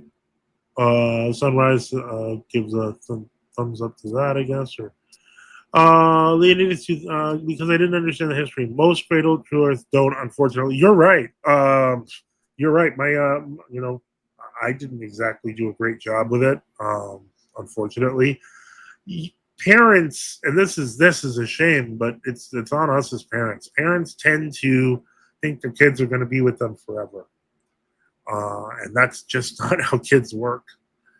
And so, yeah, we need as parents to do a better job to step up. And so, Frank Wells says miracles in the Eucharist do only happen in the Catholic Church and EOS Church scientific facts too. Yeah, I got a lot to say about that. What are the scientific facts? He's probably referring to stuff like Lanciano, which was pre-schism, where the Eucharist turned into human flesh, and they've preserved that. There's other ones as well, but the problem is that miracles occur in more than just the Roman Catholic Church. They do occur among the Protestants. I'm sure of that. They do occur among the Orthodox. Miracles are God's mercy to us. They are not just used as a sign of truth unless it's necessary. But the history in World Orthodox is, what's the word? Apostatizing. Yep. Let me see here. Okay, that's a question to OTP, so if he wants to answer that. Benedicite, Christ is risen. Truly is risen, Father Manifest. Indeed, he is risen. He says, a World Orthodox monastery in South Florida used a former synagogue. Shouldn't they blow it up first and rebuild an Orthodox temple? How about we go with bulldoze? Okay, maybe less violent imagery. I realize that people like the idea, but let's go with bulldozing. Speaking of bulldozing, an update For those who were concerned about the church in Wilkes-Barre, I have heard that there have been some talks about purchasing it. However, the OCA hierarchy, to my knowledge, has stated, from what I learned, that if they don't get a buyer, they will bulldoze it. It's not good, but it is better than it going to, say, like a Hindu hair salon or something else like the last OCA church. Yeah, but yeah, well, it's less exciting, and I would hate to see that big, beautiful church bulldozed, but I would rather see that than see it defaced. So, God willing, there's still time. Somebody can buy the church, but I'm pretty much just trying to survive, man. And so, if I could do it, I would, but I'm trying to cover the bills, and so we'll get to it. We'll get to it once we finish this in the comments. Let me see here. Vladimir Ross's New Zion and Babylon series is available. It's great. It is huge. It is huge. John MC says the miracle of consecrated bread and wine being turned into cardiac muscle is the worst of demonic activity. Yeah, but usually it appears because a priest was touting the Eucharist. So I don't know. I don't know what to think about it. I think it's usually a straight up warning. Reckless Keys says the OCA is totally gay. ODB guns of pride. Why are they Matthew Morris says, why are they bulldozing it? Is it falling apart? They're saying it's not as structurally sound as people think. John MC says so-called miracle. Anything specific? Frank Rell says the Eucharist miracle is the oldest recorded miracle in the 7th century. Miracle of Lanciano, Italy. Yeah, but the question is, why did it happen? And it has happened a couple of other times in church history. Recently, the cultists of Elder Ephraim or Elder Paisios tried to claim that this happened with a true Orthodox. Meanwhile, we have no evidence of it. Well, I think the story that so-called Elder Ephraim tells in his book about Elder Joseph is that Elder Joseph was having doubts about the new calendar or whatever, and that he saw the Eucharist turn into meat or something. No, he saw the Eucharist supposedly, but the whole point is it apes the Lanciano story, and I believe it's told to scare people. But frankly, have they pulled out the heart muscle? Have they shown it to people? No, it's all covered up. No, it's fabricated. I mean, yeah. Let's see. Reckless Keys says, "What happens if I just lock myself in the church? Can they bulldoze it when I'm there?" I mean, that's kind of like 60s hippie type stuff. Anyway, OTP says everyone has it. Frank Rose says, what's your take on the Western Orthodox Church? Oh, well, you've come to the right place, Frank, because I am a member of a synod which does the Western Rite. And our bishops are fully capable of using Eastern or Western Rite. Not all the priests, not all the people. There are people who use Eastern Rite in our church. I was using the Western Rite until I was made a priest, and then I'm now using back on the Eastern Rite. So when you say the Western Orthodox Church, I limit that to my synod because they're the only ones who are actually true Orthodox. Most of the other ones are usually Anglican fakes and all sorts of weird Vagante groups. Ramagata says we suffer pride, ego. OTP says for sure. Do you attend St. Markello's in Astoria? It's like 10 minutes away from our parents. Yes, it is. It's Holy Protection and St. Markello are near each other. OTP says no, I'm in DC. Chuck Norris says, is there any way to get to list or know which groups are in communion with whom? We get this. Do you accept saints like Gabriel of Georgia, Joseph the Hezekiah?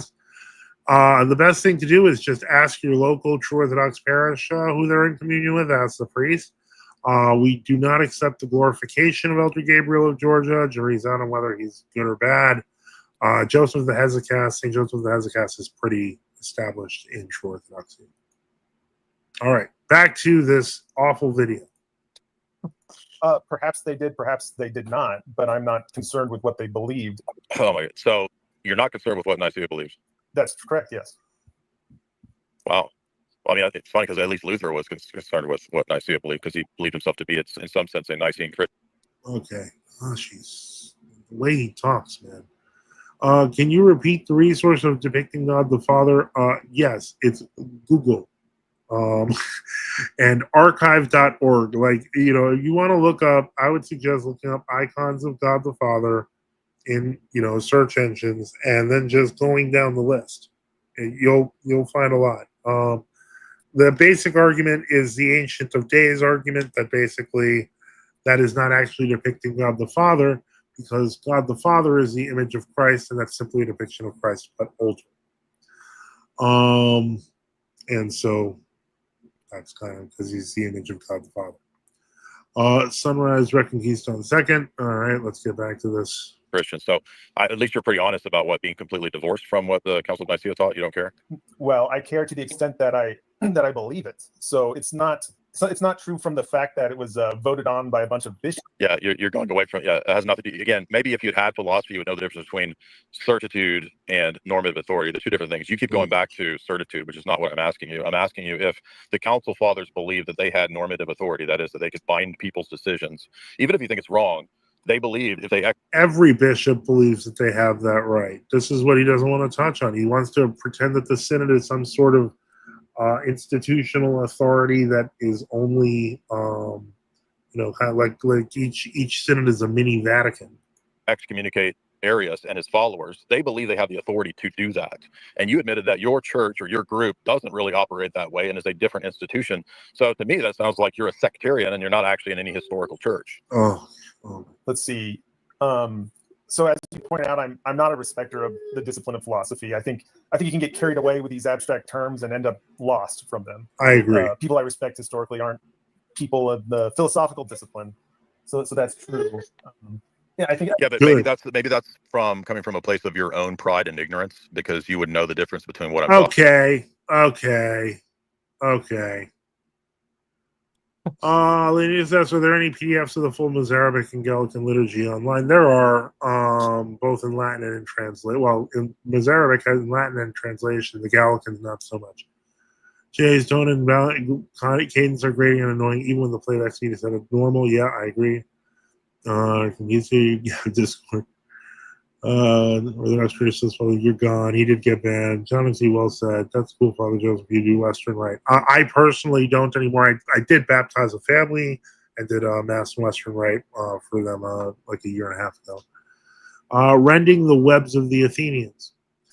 Yeah, Atomically Synod equals Vatican is exactly what he was doing in that other video. It's exactly what he does. This is just what he does. He's just using Roman Catholic theology, theology and arguments, and putting an Orthodox sticker on them. Romogata says, "Yikes! Are there Reconquistas? Are there any true Orthodox? Are there true Orthodox Arabs and Ethiopians? I know with Arabs there are. There's a small true Orthodox Arab community. There's a couple of them. Yeah." More rather than your pride and your ignorance. Yep. Let me see here. It is. You mentioned Elder Eugene of Piraeus, an article you wrote on True Orthodox Saints. Was he a member of the Foreign Synod or an independent zealot father? Oh, that's to OTP. Chuck Norris, thank you for your answer. Which book did you think is the best for understanding the history of true Orthodoxy and understanding your posture for someone newbie like me? Honestly, New Zion and Babylon, as Leonidas mentioned, it's long. But if you read it volume by volume, each one's only maybe 150 to 200 pages, but it's like 7 or 8 volumes, so it comes up to 1,000 pages. But that is comprehensive. It is easy to read. There's some partisan stuff.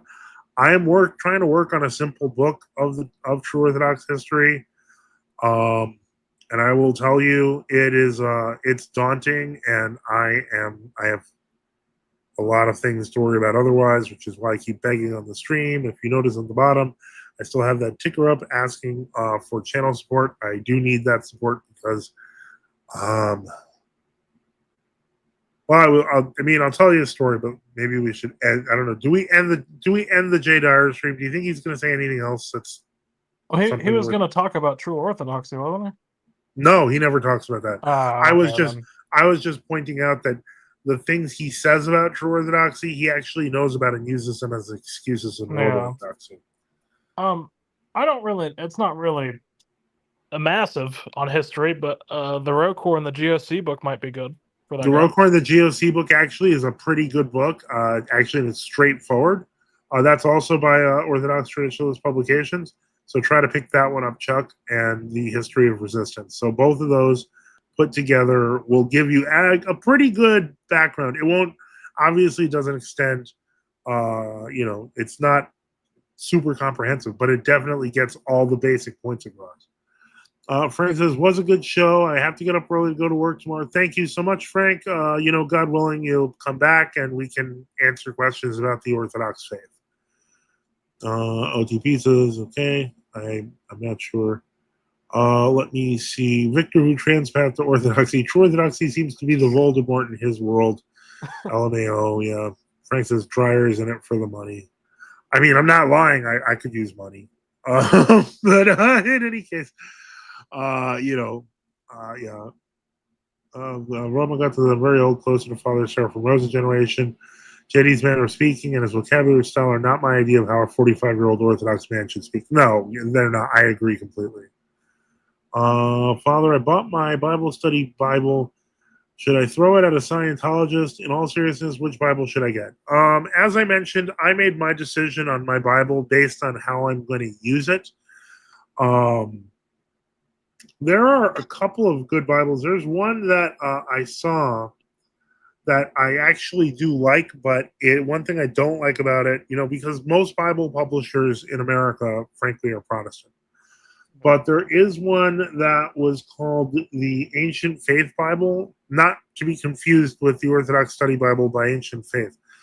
But the downside is it is missing, obviously, the Deuterocanon. The upside is it contains numerous citations to both Eastern and Western fathers, copious footnotes, very good, covers actually 6 out of the 7 ecumenical councils, not the 7th, obviously, because that one's hard to find. I found a copy of it in St. Tikhon Seminary, but it is published and available online. And definitely, I would say that one is a nice one. I may get that one for reading.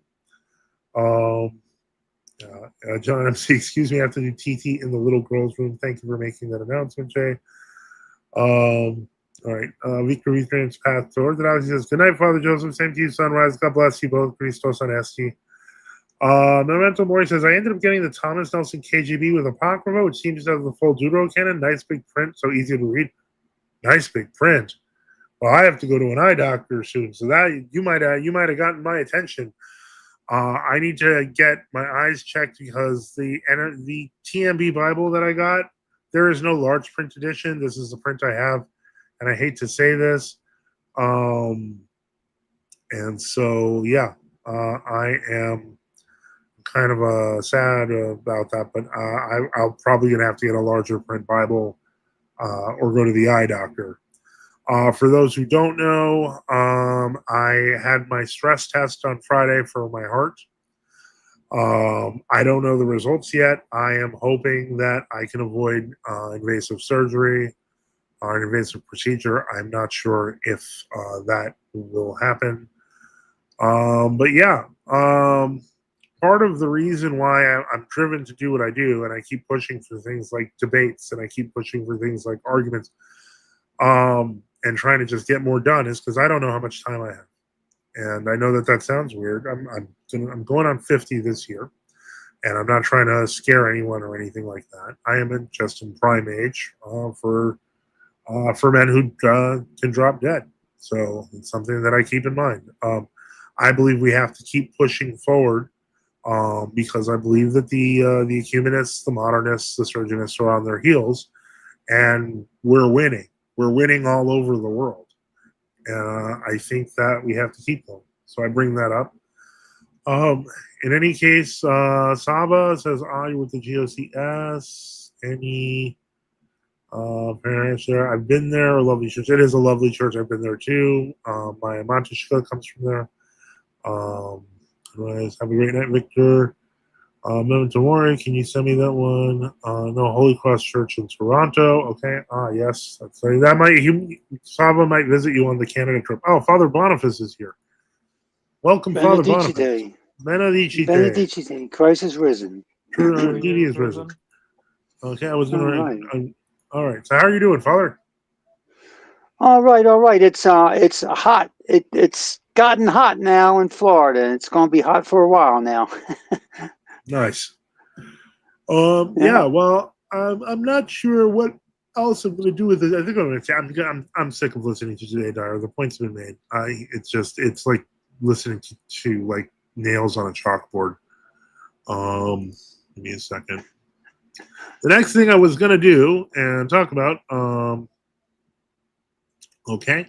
Let's see. Well, while we're doing that, let's see. I will search that Memento Mori. Brian Watson says, I just saw the debate on Trulia's channel. Can you elaborate on the text that was removed from Orthodoxy and the Religion of the Future?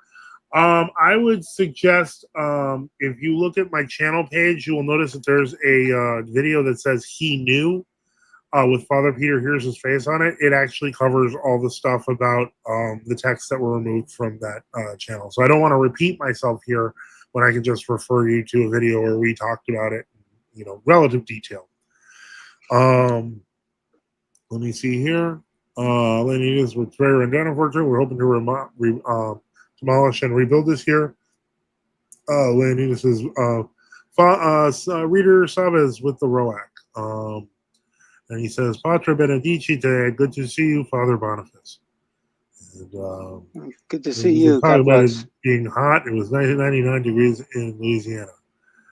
Sister Vasta, I'm trying to catch up with everything. Some of these are taking longer than others. Trust me, OTV. Russian Orthodox Autonomous Church under Metropolitan Fyodor of Sultan Vladimir. One last question. Do you recognize the Autonomous Orthodox Metropolis of Ecuador in Latin America? They call themselves TO, but they were in communion with the IOUAC.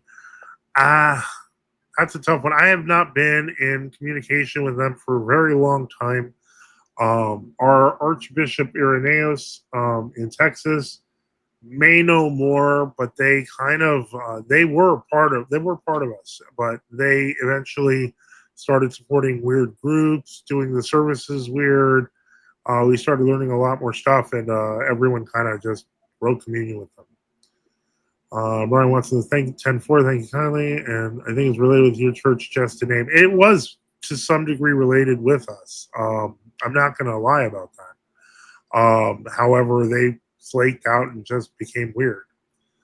Yeah, it's not related with us. Metropolia just means Metropolitan Synod. I am, of course, Archbishop Andrea Albus Rockland, Bishop of America. Atomic Lead says a good Google search will get you the remove section where he praises the Greek calendarists. Yep. That's another way of doing it, Atomic Lead. What is the stance of Tio about Ephraim of Neomachri? That is not the same as Ephraim of Arizona. I'm not sure. I've heard the name much more recently, but I assume that there's nothing. I assume he was, a holy elder, most likely. I'd have to see that. Let me see. It's near the church of my country, and I don't want to relate with some sects that are even true Orthodox to begin with. What country are you in, Chuck? We'll see what we can find. And yes, Reconquista, if you're on the, you can also post it on the Efrosynos Cafe forums. I'll have more news about the Efrosynos Cafe forums soon. It's just that I have not had the time to go into the technicals on it. She wore lipsticks in some of her pictures of being a nun. Did Rocor allow that? Probably not. Anita says, doesn't ROAC honor St. Matthew of Prestana? Also, is there a list of your parishes in North America online? That's a Saba question. We have only 2 parishes right now, Louisiana and in New Jersey. Father, I'm so tired. Saba, Father at your church he mentioned in our last stream in the Jay Dyer stream that there were two new parishes in Texas and Tennessee, not Mississippi, Texas and Mississippi. So, what do you mean lost sound? You don't hear? Can everyone else hear me? I hear you. Yeah, I fine. can hear. Okay, so don't know what that is. We probably fix that. Some of our people have a great respect for Archers of Matthew, including myself. An icon of Archers of Matthew. Yeah, we have established reader missions as well. St. Theophilus the Recluse in Texas and St. John of Damascus in Mississippi. Okay, so those are reader missions. All right. Is that the case? If that's the case, do you know about another true Orthodox in Ecuador? I actually heard there was a true Orthodox parish in Ecuador recently, but I don't have the information. I will try to find it, but I'm pretty sure that there is. There may be. Father Mark, thank you, OTP. Father Mark just visited our mission in Texas last week. Okay. And Zloty says, Christos Anesti, holy fathers and brothers in Christ. Alithos Anesti. Atomic Lead says, audible. Linnea says, what's a reader mission? A reader mission is when you don't have an established priest yet. So you serve Typica at home and you bring people together. Let me see. So that I hope that helps. Zolotis sends $3. Thank you for helping keep the lights on. We really do appreciate it. Yeah, for those asking, definitely. You see here, Ephraim of Neomachrius, according to World Orthodox, a martyr of the Turkish shield, who miraculously appeared to a World Orthodox nun. Okay, I had heard about that one. I'm not sure what to think until they find the body. Yeah, they don't have a priest, so they serve Typica. And then a priest will come visit and give them the mysteries, and that's how they build missions. Okay, let me see here. Yeah, we have a priest in Brooklyn who serves in Whittier, New Jersey, and another priest was retired in Indiana. Leonidas 2000, are there any PDFs of the Typica in English online? Quite a few, actually. The most commonly one used is the one used by the one that Father John Whiteford does in Rotor MP. He's been doing them since before the Union. Because they're the easiest. You print the Typica and then you can print the text by week. Otherwise, if you use the text of the Typica, you have to know how to use the Octorcos and how to use the Meneon, Petricastarian, etc. to fill it in. So yeah, there are PDFs of the Typica in English online. Leonidas, you just have to look for them. And so welcome, Reader John. How are you doing? Christos Anesti. Listos Anesti. Okay, so let's see here. And let's see. So I did say I was going to show the effects of the Jay Dyer episode Brouhaha, and I will. I'll do that right now. So, but before I do that, allow me to say support the channel. We at NFTU need your help. So, support us by subscribing or donating at nftu.net. You can actually go there. You can use PayPal, Cash App.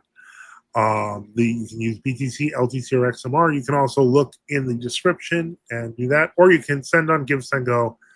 We really appreciate everything.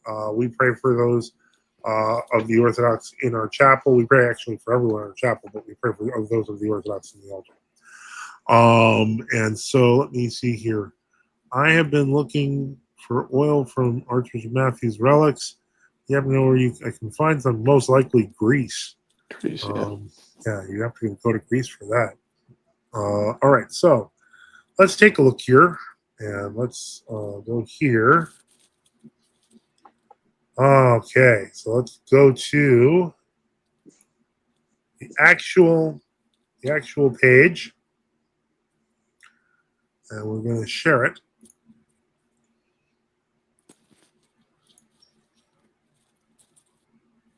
Let me see here. Just a side question, Father. Are you still getting messages from the atheists? Well, they occasionally. I got like one or two. Yeah. Honestly, it's mostly now it's diorites. So it's amazing how things can change in just a week, isn't it? Yeah. This video, Jay Dyer lies to Ruslan about true orthodoxy repeatedly. Now has 94 likes. We increased by about 25 subscribers. He doesn't even know what a Senate is. Yeah. It has 2.9K views since Friday. It's almost 3,000 views in the past 2 days. That's amazing. And a It is. lot of really angry comments. Here they come. Hey, Father Boniface. Benedici Day. Hey, Benedici Day. Here they go. 248 comments so far. Let's see here. Some of them very positive. This was one where Josh Simpson asked, about more resources for True Orthodoxy. Mentioned New Zion available. This is just an hour ago. Andrew something or other says, so you're the only source that's valid. How convenient. Don't buy this guy's ish. He's grifting. He uses J because he knows he has a huge audience and is intentionally grifting off of it. You can find free lists online about Orthodox saints that don't charge you money or fluff themselves about their validity. I'd put solid money this dude isn't even Orthodox. He has been writing now for the past 2 days and has been calling me every name in the book, including a liar, because, I've asked him to just watch the video because he keeps saying, no, Jay Dyer you're scared to debate Jay Dyer. I'm like, dude, I'm blocked. Yeah, and I'm like, a lot of these are going to be me saying I'm blocked. But in any case, so let's see. Go hop on his debate streams. Can't do it. Fuck. He can't. He's blocked because Dyer's a coward. Well, this is what Brent J. Draper disagrees, Reader John. He says, he'll debate you, right? Yeah, of course you do. You are just a coward. Now, ironically, this is funny because when I started setting up, I just wanted to see if Jay was online, and he was actually doing a live stream. So if you missed this, you'll see it at the beginning, Reader John. So I was like, oh boy, this is great. I can finally show people that he blocks me on Twitter. There's no way for me to join. He was gone like 5 minutes after I set up. I was so mad. I was so mad. Because he's a coward. Yeah, it's like he knows. This is a great comment from 4K That. He says, I live just in Toronto. Within a 25-minute driving radius, I can get to 9 True Orthodox churches. Why does Jay insist on lying? And I wrote back, that's just what he do. Because he doesn't like confronting reality. If you hadn't noticed. Somebody said there aren't any parishes in San Diego County. This was thank you, chat, for this one. He said, nothing I can do unless you want me to spend hundreds of dollars on round trips to San Francisco every Sunday. So I told him to start doing Typica, etc. But then people are like, what about St. Seraphim of Sarov in La Mesa? And I was like, oh, there is a church in San Diego County? There you go. So, sometimes people just say there's no True Orthodox church near me when there's actually a True Orthodox church near you. You just don't know it. Mm-hmm. Let me see. This guy like how that guy said that you clipped, like you just took it out of context when you literally played the entire thing. Like, yeah, there is nothing else talking about True Orthodoxy. Yeah. Let me see here. Let me see, and let's continue. This was great. I wanted to watch this to get your perspective, but instead of acting like a priest, you sit there swearing at him and being mad and all emotional. That is absolutely false. I was not swearing at him. The first time I watched the video before I put it up for the show, I was swearing at him, but you didn't see that, so that doesn't count. He did. He technically called him a liar, which he is. That's not a swear word. He was lying. Yeah, that's I know. He called him a coward and a liar, and those are true statements. Yeah, that they're not swearing if they're true. Have you not seen? Have you not seen the video where Father Joseph thanks the sacrifice of one of his former followers? Yeah, got on there, and he was like gone in 60 seconds. Well, it was 20. To be fair, it was 20 minutes. 20 minutes, but I mean, metaphorically speaking, like he didn't want to deal with it. So. Nope. Well, then there was that other guy at the end of the video that I showed. Well, that ended up being like 10 minutes of me trying to upload the video, and it's still on Gab. Where as soon as the guy mentioned True Orthodox, he's just like, "Well, I'm not talking about that." Hung up. Booted him off. Yeah. Let me see. This guy, I guess, got tired of me saying watch the video because there were a bunch of people who just were writing things like W. Dyer, and I'm like, did you watch the video? And so, I'm going to watch this video, but why not go on Jay's channel, Debater, call him out? And then some guy wrote, "Oh, Andrew something or other. That's the guy from earlier." He says, "Because Jay will cook him, and he knows it. That's why." Yeah, right. Jay, And on top of that, this guy tries to talk me into making a burner account. And so he's like, "You're block connects. Why are you lying? Just make a new account, throw away." I mean, let's just call it out as a Jay uses philosophy. When we get into the particulars of the faith, he falls back on his Roman Catholic background. Yep. And then if he fails there, then he uses ad hominem. Rinse, repeat, rinse, repeat. Watch all his videos. It's the same thing. Matthew noted someone said low testosterone take. Ha ha ha. Yeah, and they called me bald, and I'm just like, okay, that's true. So what? And so, like, because he uses his brain a lot, burns the hair out. All right, so Andrew something or other, we respect your tenacity, even though it's based mostly on. Yeah, come on up here, Sassy. Come on. I don't think he's in the chat. So okay. When you debate Jay Dyer, I mean, yeah, but these guys lurk. Most of these Dyer guys lurk. Yeah, that's sad. Call into the next live stream. Don't let alleged lies stand. But I warn you, though, you better have your asses and wired tight before you do. No slop. Have your ducks in a row, sir. Are these people, some of these people, this is what I've been dealing with all weekend, which is fine, but there were lots and lots of them. Father Methodius had some fun comments. There were a few people who had some fun things to say. Memento Mori, who's in the chat, he had fun things to say. I've been dealing with those idiots since like the Jonathan Hill days. Yeah, so it's pretty sad. All right, folks. So I promised I would say this, but I will show this. We're going to show some stats. We're going to show some numbers because I am into the full disclosure. Okay, here we go. We're going to open the YouTube studio. Uh-oh. All right, as you can see, 2,730 subscribers. In case anyone remembers, a week and a half ago, we were celebrating 2,700. More people are finding out about us. Thank you for joining us. Plus 78 in the past 28 days. Estimated revenue for next month right now is $382.52. That's my total estimated revenue for the month. But that is the month of May. As you can see, there's Jay Dyer has 2.7 here in terms of views, 94 likes, 248 comments. And to show you my should revenue, be more likes. Come on, guys. Yeah, that's fine.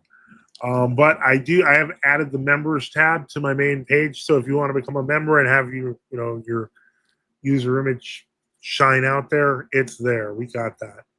And let me just see here. Okay, I want to thank JIC for $20. Thank you so much. Really appreciate that.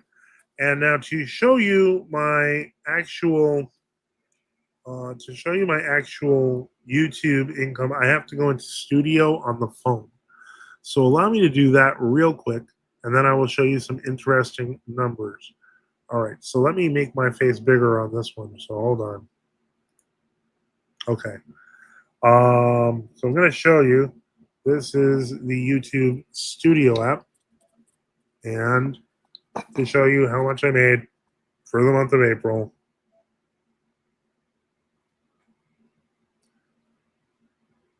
You can see it is $322.84, and for May we're currently at $164.99.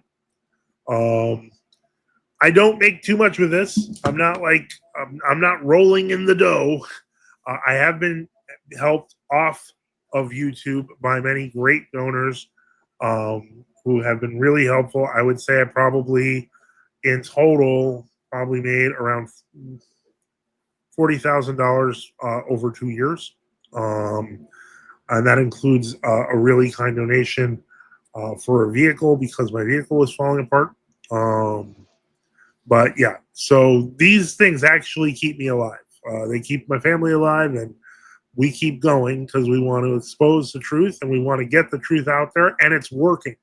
It's working. Since I started this, we're just passing the 2-year mark of me asking YouTube asking you guys, our community, if I could do this full time. And we're still here 2 years later. A lot of people aren't happy, but a lot of other people are, and a lot of people are seeing the truth, and they're responding. People are answering the call of the gospel. I think everything else, everyone. And before I get to comments, I just want to. I really do. I feel like. I feel really blessed in the situation where I am. It's allowed me to reach out to more people. It's allowed me to address health issues in my own home. And it's allowed me to talk about the truth. And I'm really, really, I cannot express my gratitude while at the same time also asking for money because, again, this is what I do for 2 years. And, I appreciate all the help people have given me. Or I'm going to get back to these comments here. Correct me if I'm not correct. There's some true Orthodox who are not in communion with each other, but they all have the same faith.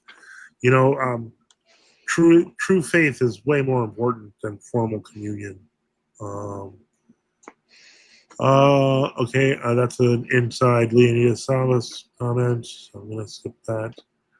Ortho Pirate says, placing dryer as the video thumbnail to Ortho Bros is like turning on a bug sapper. I was really this close to putting the exact same Jay Dyer picture with like a pizza instead of words just to see what would happen. But I didn't. Maybe next week I'll do that.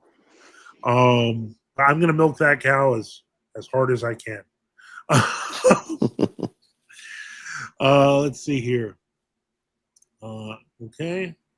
All right. Well, that's not Leonidas. I understand that. And it's good that you're thinking this one through. He's gone through a few different, he's accepted that there's a few true Orthodox in it. And I completely understand it. It may be another 30 years before everything is settled. I don't know. I just don't know. Where is Matthew? He hasn't come up to chat. I think he's more interested in watching today because he is making comments. So he's clearly interested in watching. Not surprised. Father Mefodi came out swinging.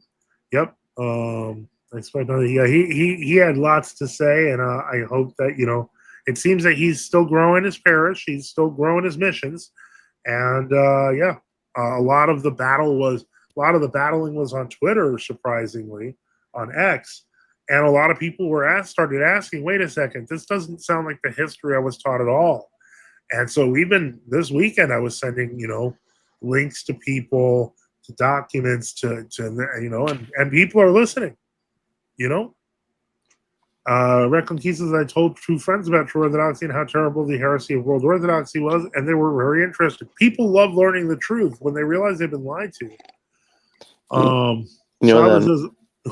we need to do? We need to like, share, subscribe, hit the bell of notification for all notifications. Send it to your friends, to your enemies, to anybody. And help spread the word of true Orthodoxy. And don't forget, my channel has other true Orthodox jurisdictions and stuff on the main page. Share them all. Share by country. There are YouTube channels in Romania that are huge. There are YouTube channels in the U.S. that are huge. There are YouTube channels in even Latin America that are huge, and in Germany and Bulgaria, and I mean, it's crazy. In Russia. Let me see here.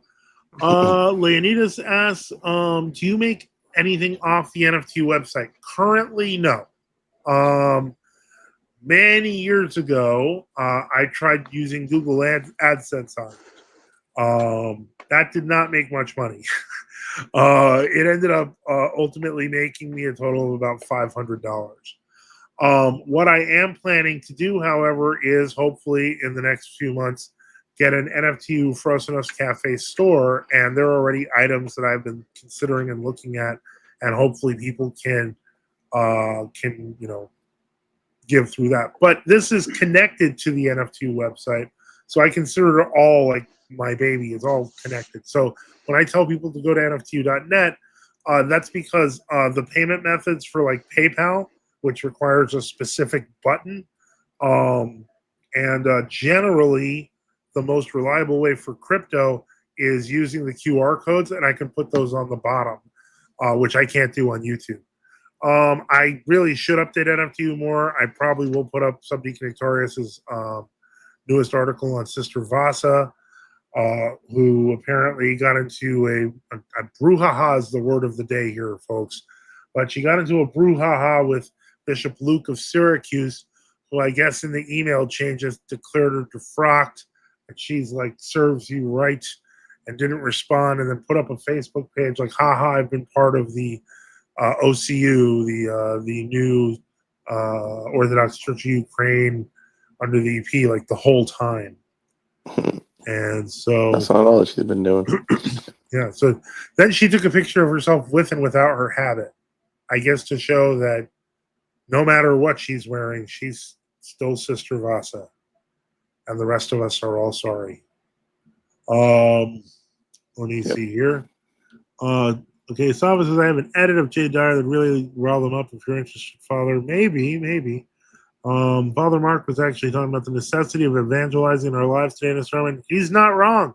He is not wrong. And I'm the the fighting guy, the debate guy, the apologetics guy. I want to talk to the heterodox, so on and so forth, and go. Let's go. But in reality, many people have just never heard of Orthodoxy, especially in America.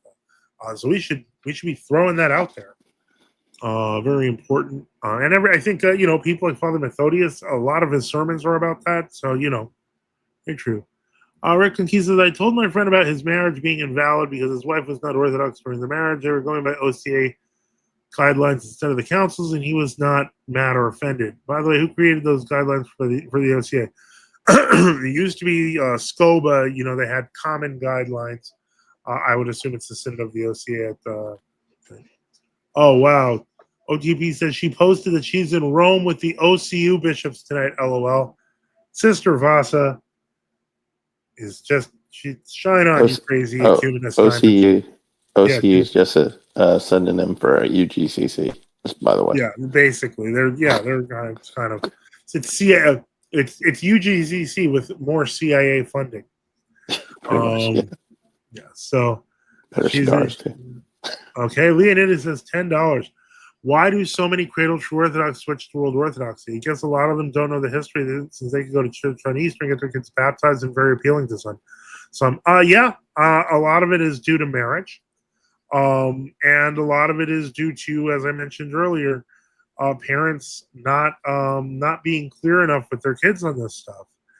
And unfortunately, a lot of it is the propaganda they receive. They try to hang out with other true Orthodox kids. Other Orthodox kids, World Orthodox kids, those kids go to their parents. The parents ask the priest. The priest says, oh, those are weirdos who worship in a closet. These kids go back to these kids and they say, the same thing. And that leaves a lot of true Orthodox kids confused and sometimes feeling insecure. I think even adults feel insecure, but with the kids, it's 10 times worse. Peer pressure is horrible. So you have to... Go ahead. There's another aspect, ethnos. Some people choose Greek over being Orthodox too, or Russian over Orthodox. Yeah. Most true Orthodox numerically are still Greek, so that shouldn't happen. There's a little more gossip, and a lot of it is peer pressure, and so that's I would say that's something that if you have kids, talk to your kids about it. I've talked to my kids about it. And, once you do that, you've fulfilled your responsibility, really. Ultimately, if they know the facts, they have to look into their own lives. And sometimes it doesn't always work out badly. Sometimes what ends up happening is they meet a spouse in World Orthodoxy and start looking in ways to bring them back home. Well, and I would say it's not just up to the church to catechize your kids. You have to do it too. Yep. Chuck Norris says, did you have any Discord? About a year ago. Don't have one anymore. I generally use the cafe, Element. I don't like using Discord. Sunrise. That's for you. Has that name for a reason. You can contact me on Twitter. You can contact me through my email. You can reach out on Element. I really recommend Element. Element's just the best. I know people have their things about it, but I like it. I never So, heard of Father, I have a Element. quick question. Yeah. What is Gab? Is it like kind of like Facebook or? Gab is kind of like it's kind of like a conservative Facebook. Anyone can reach me through there as well. Just message me. It has a messenger and all that stuff. Yeah. Is there a lot of true Orthodox on there? Or? There's a few people we know. I've started NFTU the Gab group. I'd say there. I mean, the ones I know, because keep in mind the site has a couple million people. I have like 2,000 followers. Maybe there's like in my orbit, I would guess there's around 30 or 40, and I only actually know about 15 to 20 of them. Okay. I tried Gab. There's a lot of crazy on there. There is, and it's not for everyone. I'm just saying, if people want to reach out, there are different ways to reach me. Yeah. What's Element again?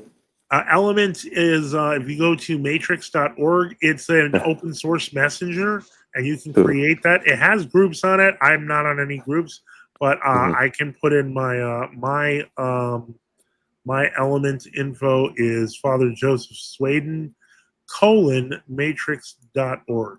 So give me 1 second. Okay. I'll put it in the chat. You already told me it's open source. I like open source. Yeah, that's why I mentioned that. Then I did have to go Matrix. I don't always answer immediately because I have close friends and family on it, and quite frankly, I get dinged so much that I actually shut off notifications. So I just wait to see it on my computer screen, because otherwise it would be like Messenger all over again, and I don't use Messenger anymore. I'm turning into grumpy old. Like 5 people, and I use just with like 1 person. I'm turning to grumpy old man on notifications. I understand. Yeah. Let's get back up here and see what we got. What do we got? Okay, I'm the only Spanish person in my parish. I'm sorry. Isn't the proper term Father Latinx? What? Isn't the proper term Latinx? Don't you dare! Don't you dare! He can kick you off here. If your kids have dire icons around their room, it's time to have a talk. That's Matthew. Oh, we have a new visitor. Hello, Carl. Good evening, Father, everybody else, or fathers, I should say. I had. Can you hear me? Okay. Yeah. I had an apologetics question, but I don't want to interrupt the flow with what you're doing. No, please. This is all over the place right now. You are the flow. Okay. So when you went on the stream with the atheists, I was interested in how you were thinking, because the guy's problem was basically a theodicy problem, right? Is that pretty much what he was going for? Which one? The one where they were kind of doing some shady stuff about the taco guy. Go after you. Yeah. Okay, so there's Taco, there's Ian, and there's the deconstruction zone. So you're probably talking about DZ. Yeah, the most recent one, I think. Yeah. DZ, yeah. Okay. Yeah. So what was the kind of question or thought?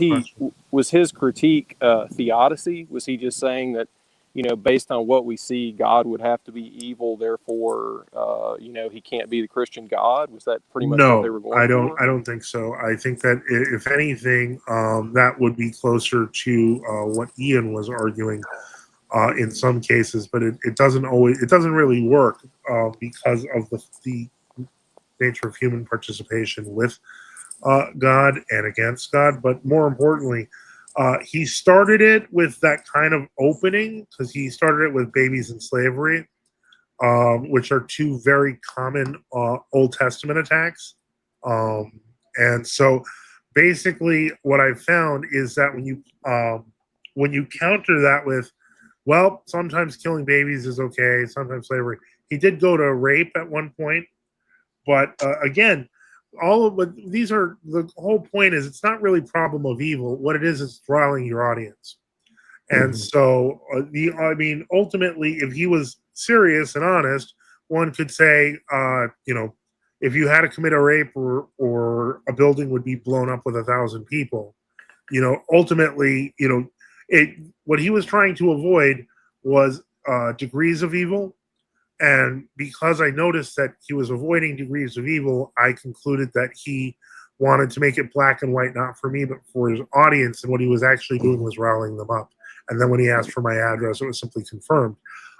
Because I lost the audio of what I was saying when he muted me, I was actually saying, you're trying to get your followers to dox me. And you're trying to, you're trying to cause something, really evil.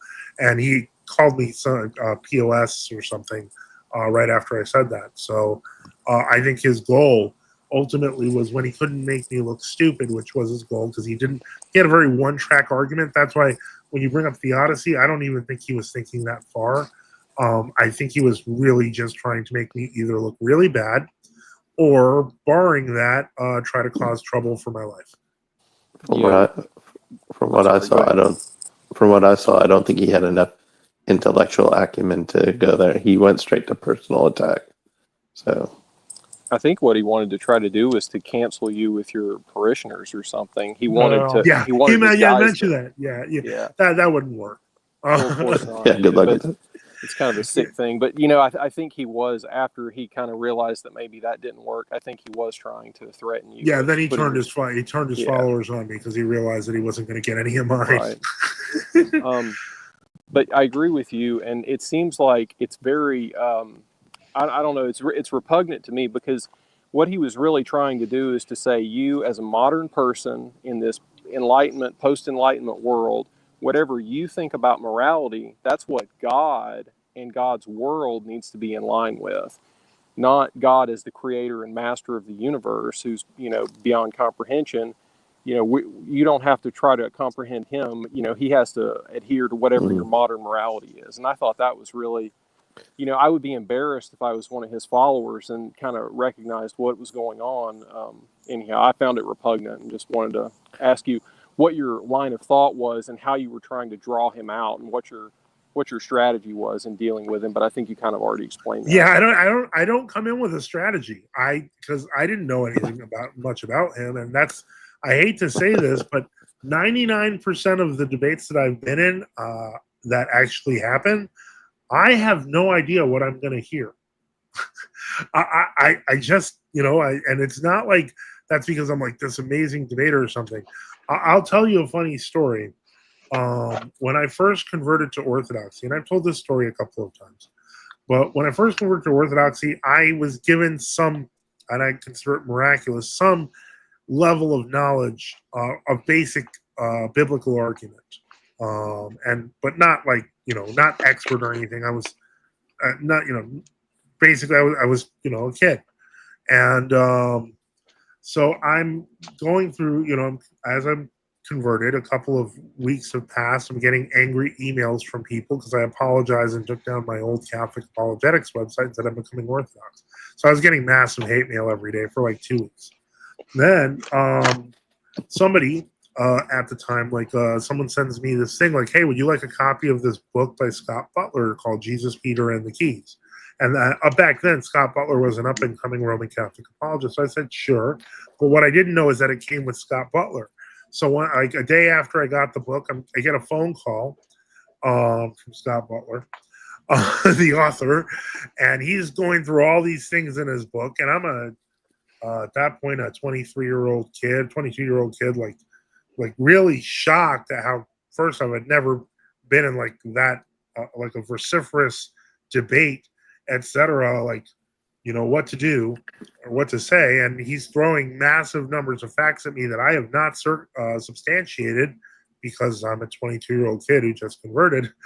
And he's literally hammering me with it and saying like, well, what are you going to say about that? Huh?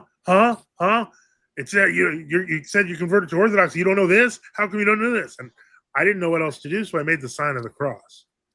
And as I made the sign of the cross, the man started to stutter. Like he's just I'm like, so I don't know what to do. So I just start looking around and I realize I still have my old Byzantine Catholic calendar still hanging on the wall. And St. Photius is listed on it. And so, not knowing what else to do, because I thought, hey, this should probably change the subject. I was like, what about St. Photius? And he was like, he's not a saint. I'm like, yes, he is. He's like, no, he's not. I'm like, he's literally on the calendar on my wall. He's like, no, maybe on your Orthodox. I'm like, it's a Byzantine Catholic calendar. He's like, that's not possible. And he like starts melting down and hung up. So I just have faith at this point, 28 years later, that if I don't know what I'm going to say, God will probably help me. St. Proteus has that effect on people. Hope that helps. Yes, Father. Thank you. I appreciate your work here, and thank you everybody in chat and on the panel. Have a good evening. All right, take care. Good night. Christ is risen. Ascension is coming. All right, so that was great. Let's continue here. And now I got all these comments I got to deal with. Reconquista says, my future wife needs to become true Orthodox or she goes thrown in the meat grinder. No, the meat grinder is reserved for one kind of person only. OTB says, Reconquista, my wife is a GOC Mexican. My wife is a GOC Puerto Rican. My mother. Wow, bless both your hearts. Atomic lead for a given value of a lot. Oh, yes. I'm heading off for the night. I have an important job in the morning dealing with large diameter water lines. Very fun. Okay. Chuck Norris says, well, now I'm in Russia studying. So Twitter, Facebook, or social networks that I can't use. You can look for things on Vkontakte and look for some of the channels that we have in Russian. If you are in Russia, there are a lot of true Orthodox churches, especially in the major cities, so you should have some options. Just search. Good night, all. Pray that I have dreamless sleep. May God grant you a dreamless sleep. And there's the address saying, Father, have you seen the alternative to Gab called Free Speech Extremity? Yeah, no, that's a cheap copy of Gab. I never went there. It was people who were mad at Gab because they said something so obscene or put some pornographic image that Torba threw them off. And they're like, this isn't real free speech. Yeah, okay, no, you're not allowed to, terrorize people and be horrible. So too bad. Memento Mori says, it seems the case, the lack of catechism from the parents. Unfortunately, I saw it a lot when I was World Orthodox for New Calendar parishes and people speaking about their adult children casually visiting RC parishes. Yeah, Atomic Lead says, LOL. Sunrise trying to get a beat down, LOL. Okay, Reconquista, I also speak in Spanish, but I also speak in Russian. It's good to know that Orthodoxy is better in the Hispanic population. Not so far. there's problems. Deconstructionist, or her. This is why I believe that guy was a Jew. I think he was a former Protestant. TTC says, who Jew? Atheist guy who doubts Father Joseph. I know, I'm convinced he was definitely, he was probably a Protestant. He went through some crisis of faith. He, something happened to him. And he said he was like a former pastor, didn't he? Yeah, and so, something tells me that there's more to the story he doesn't want to say. Well, what I notice about those kind of people that go from Protestantism, usually a pastor, and then jump straight to atheism, is they kind of have like that nursery school version of Christianity. Yep. And when they hit hard stuff in their life, they don't know how to deal with it because they don't have the fullness of the faith. So they kind of drop it and go.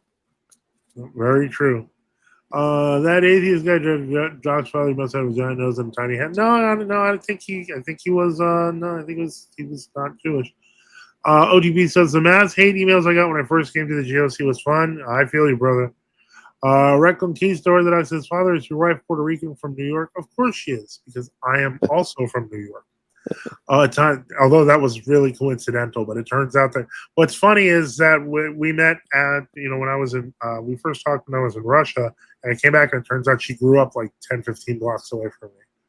So that's cool. Crazy. Zavodius stamps papism from heaven. Yes, he does.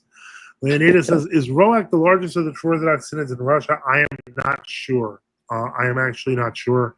I know Artak has a lot. I know many of the Russian Rokor synods have a lot. Our synod even has a lot. When Reader Sava know that? Huh? Does Reader Sava know that? I don't think he's been to Russia, but I know he knows the ROAC is not small. Yeah, he knows a lot about the Russian synods. Yeah. Yeah, they're all pretty big. Like it's when communism first fell in 1990, literally over 100,000 people converted almost overnight. Let me see. Yep, okay. Oh, they're cooking rats in New York. Now we have been far from New York for over a decade.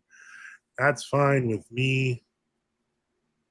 Papists today still trying to deny the same Photius is canonized in Byzantine, right? It's ridiculous. Just look at the calendars. Artark, not Artark. Oh, hold on. Don't they have St. Mark of Ephesus too? Yeah, some do. Some have the Melkites have St. Mark of Ephesus. But How they get away with that? It's ridiculous. Well, you think that's bad. I know that I think the Russian and the Ukrainians added Saint Seraphim of Sarov. I was like, wow, they're really trying. They're stretching. Yeah. They are stretching. One of the popes in the 20th century, didn't he venerate Saint Gregory Palamas? Possibly. I'm not sure who that would be. Benedict the 16th? Okay. Yeah. Let me see here. All right. So, I think we've gone as far as we can go for tonight. We didn't even talk about Sister Vasa, did we? Oh, no. I think we kind of did talk. We touched on Sister Vasa. I don't. They talked about Peter Hears too. No, we didn't talk about Peter. No, I'm saying their synod talked about Peter Hears. What did they say? Oh goodness, you'd have to pull up the text. I'm not sure about everything. Is it on Subdeacon Tarzan? Where is it? On the Road Course Synod side? It might be on the Road Course Synod side. Hold on. Better Ortho Christian product. No. English version, New York Decree of the Synod of Bishops. Is this the one in London? Yeah. Yep. Okay, hold on. Oh, it is mentioned. Hold on. I shall share.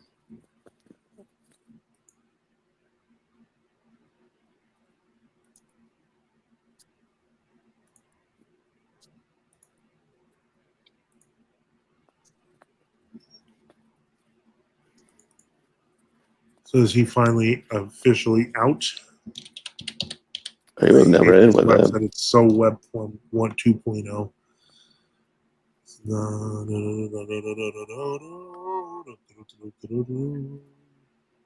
I want to say it kind of halfway mentions that they talked to other bishops and nobody's talking about. Oh, here it is. Oh, it talks about both of them together. Okay.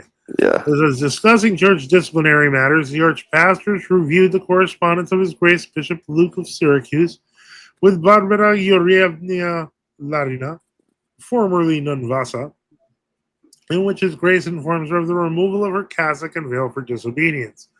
The Synod confirmed Bishop Luke's decision prohibiting the former Nun Vasa from wearing monastic clothing, thus removing her from the ranks of the monastics, and using the name given her at tonsure, as well as from representing herself as a nun of the Russian Orthodox Church outside of Russia in her statements.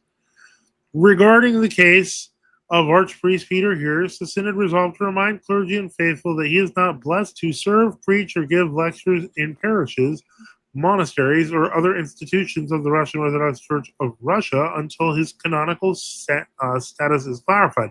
But didn't he just meet with Father Seraphim Holland's church and celebrate there a week ago? Ding, ding, ding. Wow. This is wow. Wow. Anyway. I think the bishops have been talking. I don't think I thought it was mentioned there, but might not be. But bishops have been talking to other bishops, and he hasn't been talking to any bishops about being received. Wow. So what's going on with that? Leonidas 2000 says, why did the Rokana split from the Rokor A? I would recommend reading their own documents, considering how recent this is. You can go to rokana.org or internet-sobor.org. I honestly recommend reading both sides with an open mind, and I personally believe that most people will come to my conclusion, which is they might have been justified. Let's see. The fact that it took Rokor MP almost a decade to boot Vasa is insane. LOL. OTV says they still haven't gone after Metropolitan Jonah. Yep. What was I about to say to OTP? What did I just get when we see Might be here? next on the to-do list. Who knows? Yeah. But Yeah, here's it's the thing: easier. it's all political, though.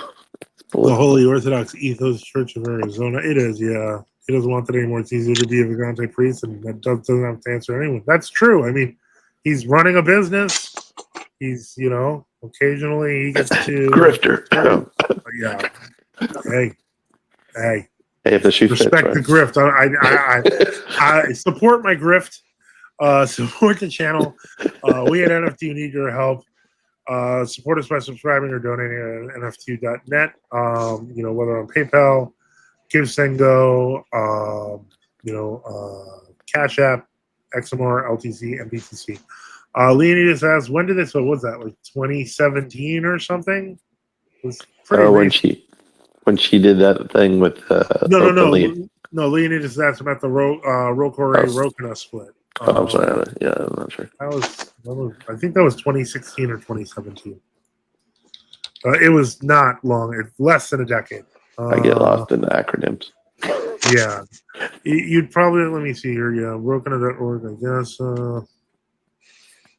2017. So this is all recent. So there's a lot of documentation.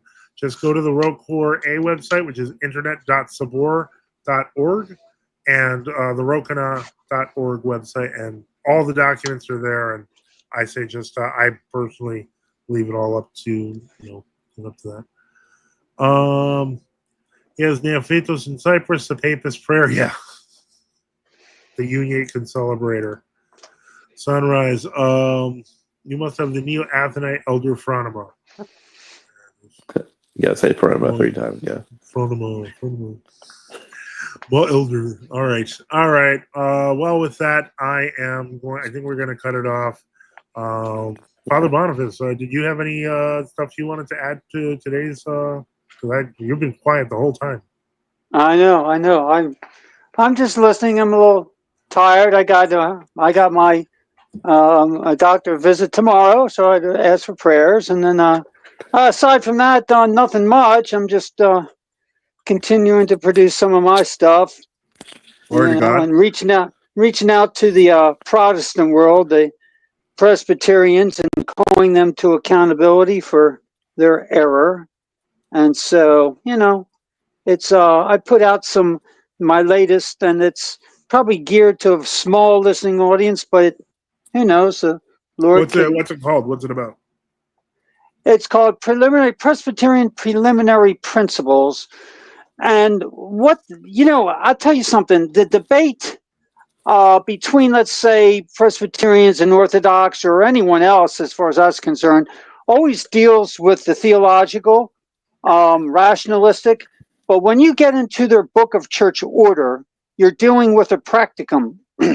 And then when you deal with a practicum, their corruption really shows its face, which happened to me.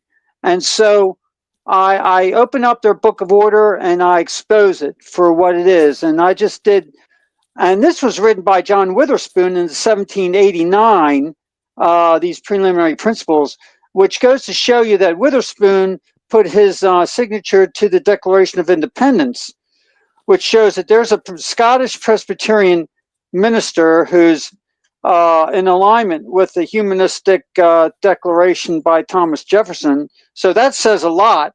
And so, when you deal with the principles, and I'm going to deal with their idea of liberty, which is the next section of the preliminary principles, and you'll see that their idea of liberty is just my idea of liberty. It's not Christ. And so therefore we do our liberty the way we feel fit. And if you don't like it, go somewhere else. Are they functionally Are they functionally deists then? No, because they're Calvinists. They're Calvinists. But it's just that, functionality speaking, if you're going to deal with a philosophical humanism that Jefferson was bringing forward, you've got the Presbyterians that are joining suit also in, let's say, the rebellion against authority and against monarchy. The Presbyterians follow suit.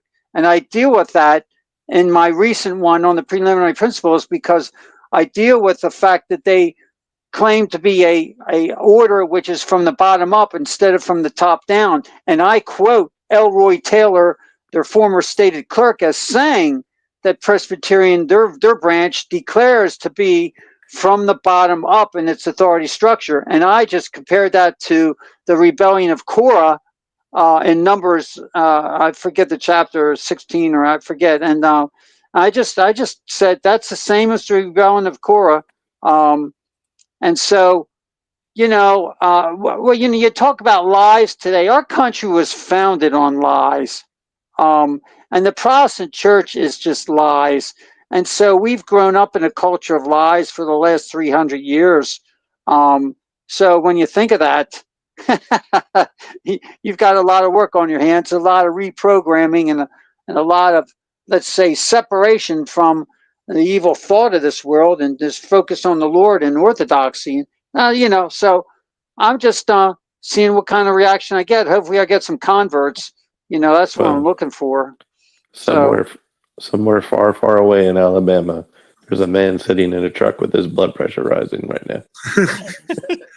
God willing, the Holy Spirit leads the people to truth. And and your channel? You can find Father Boniface's channel on my page. Yeah, Father Boniface Arms. Yeah, FR Boniface Arms, ARMES.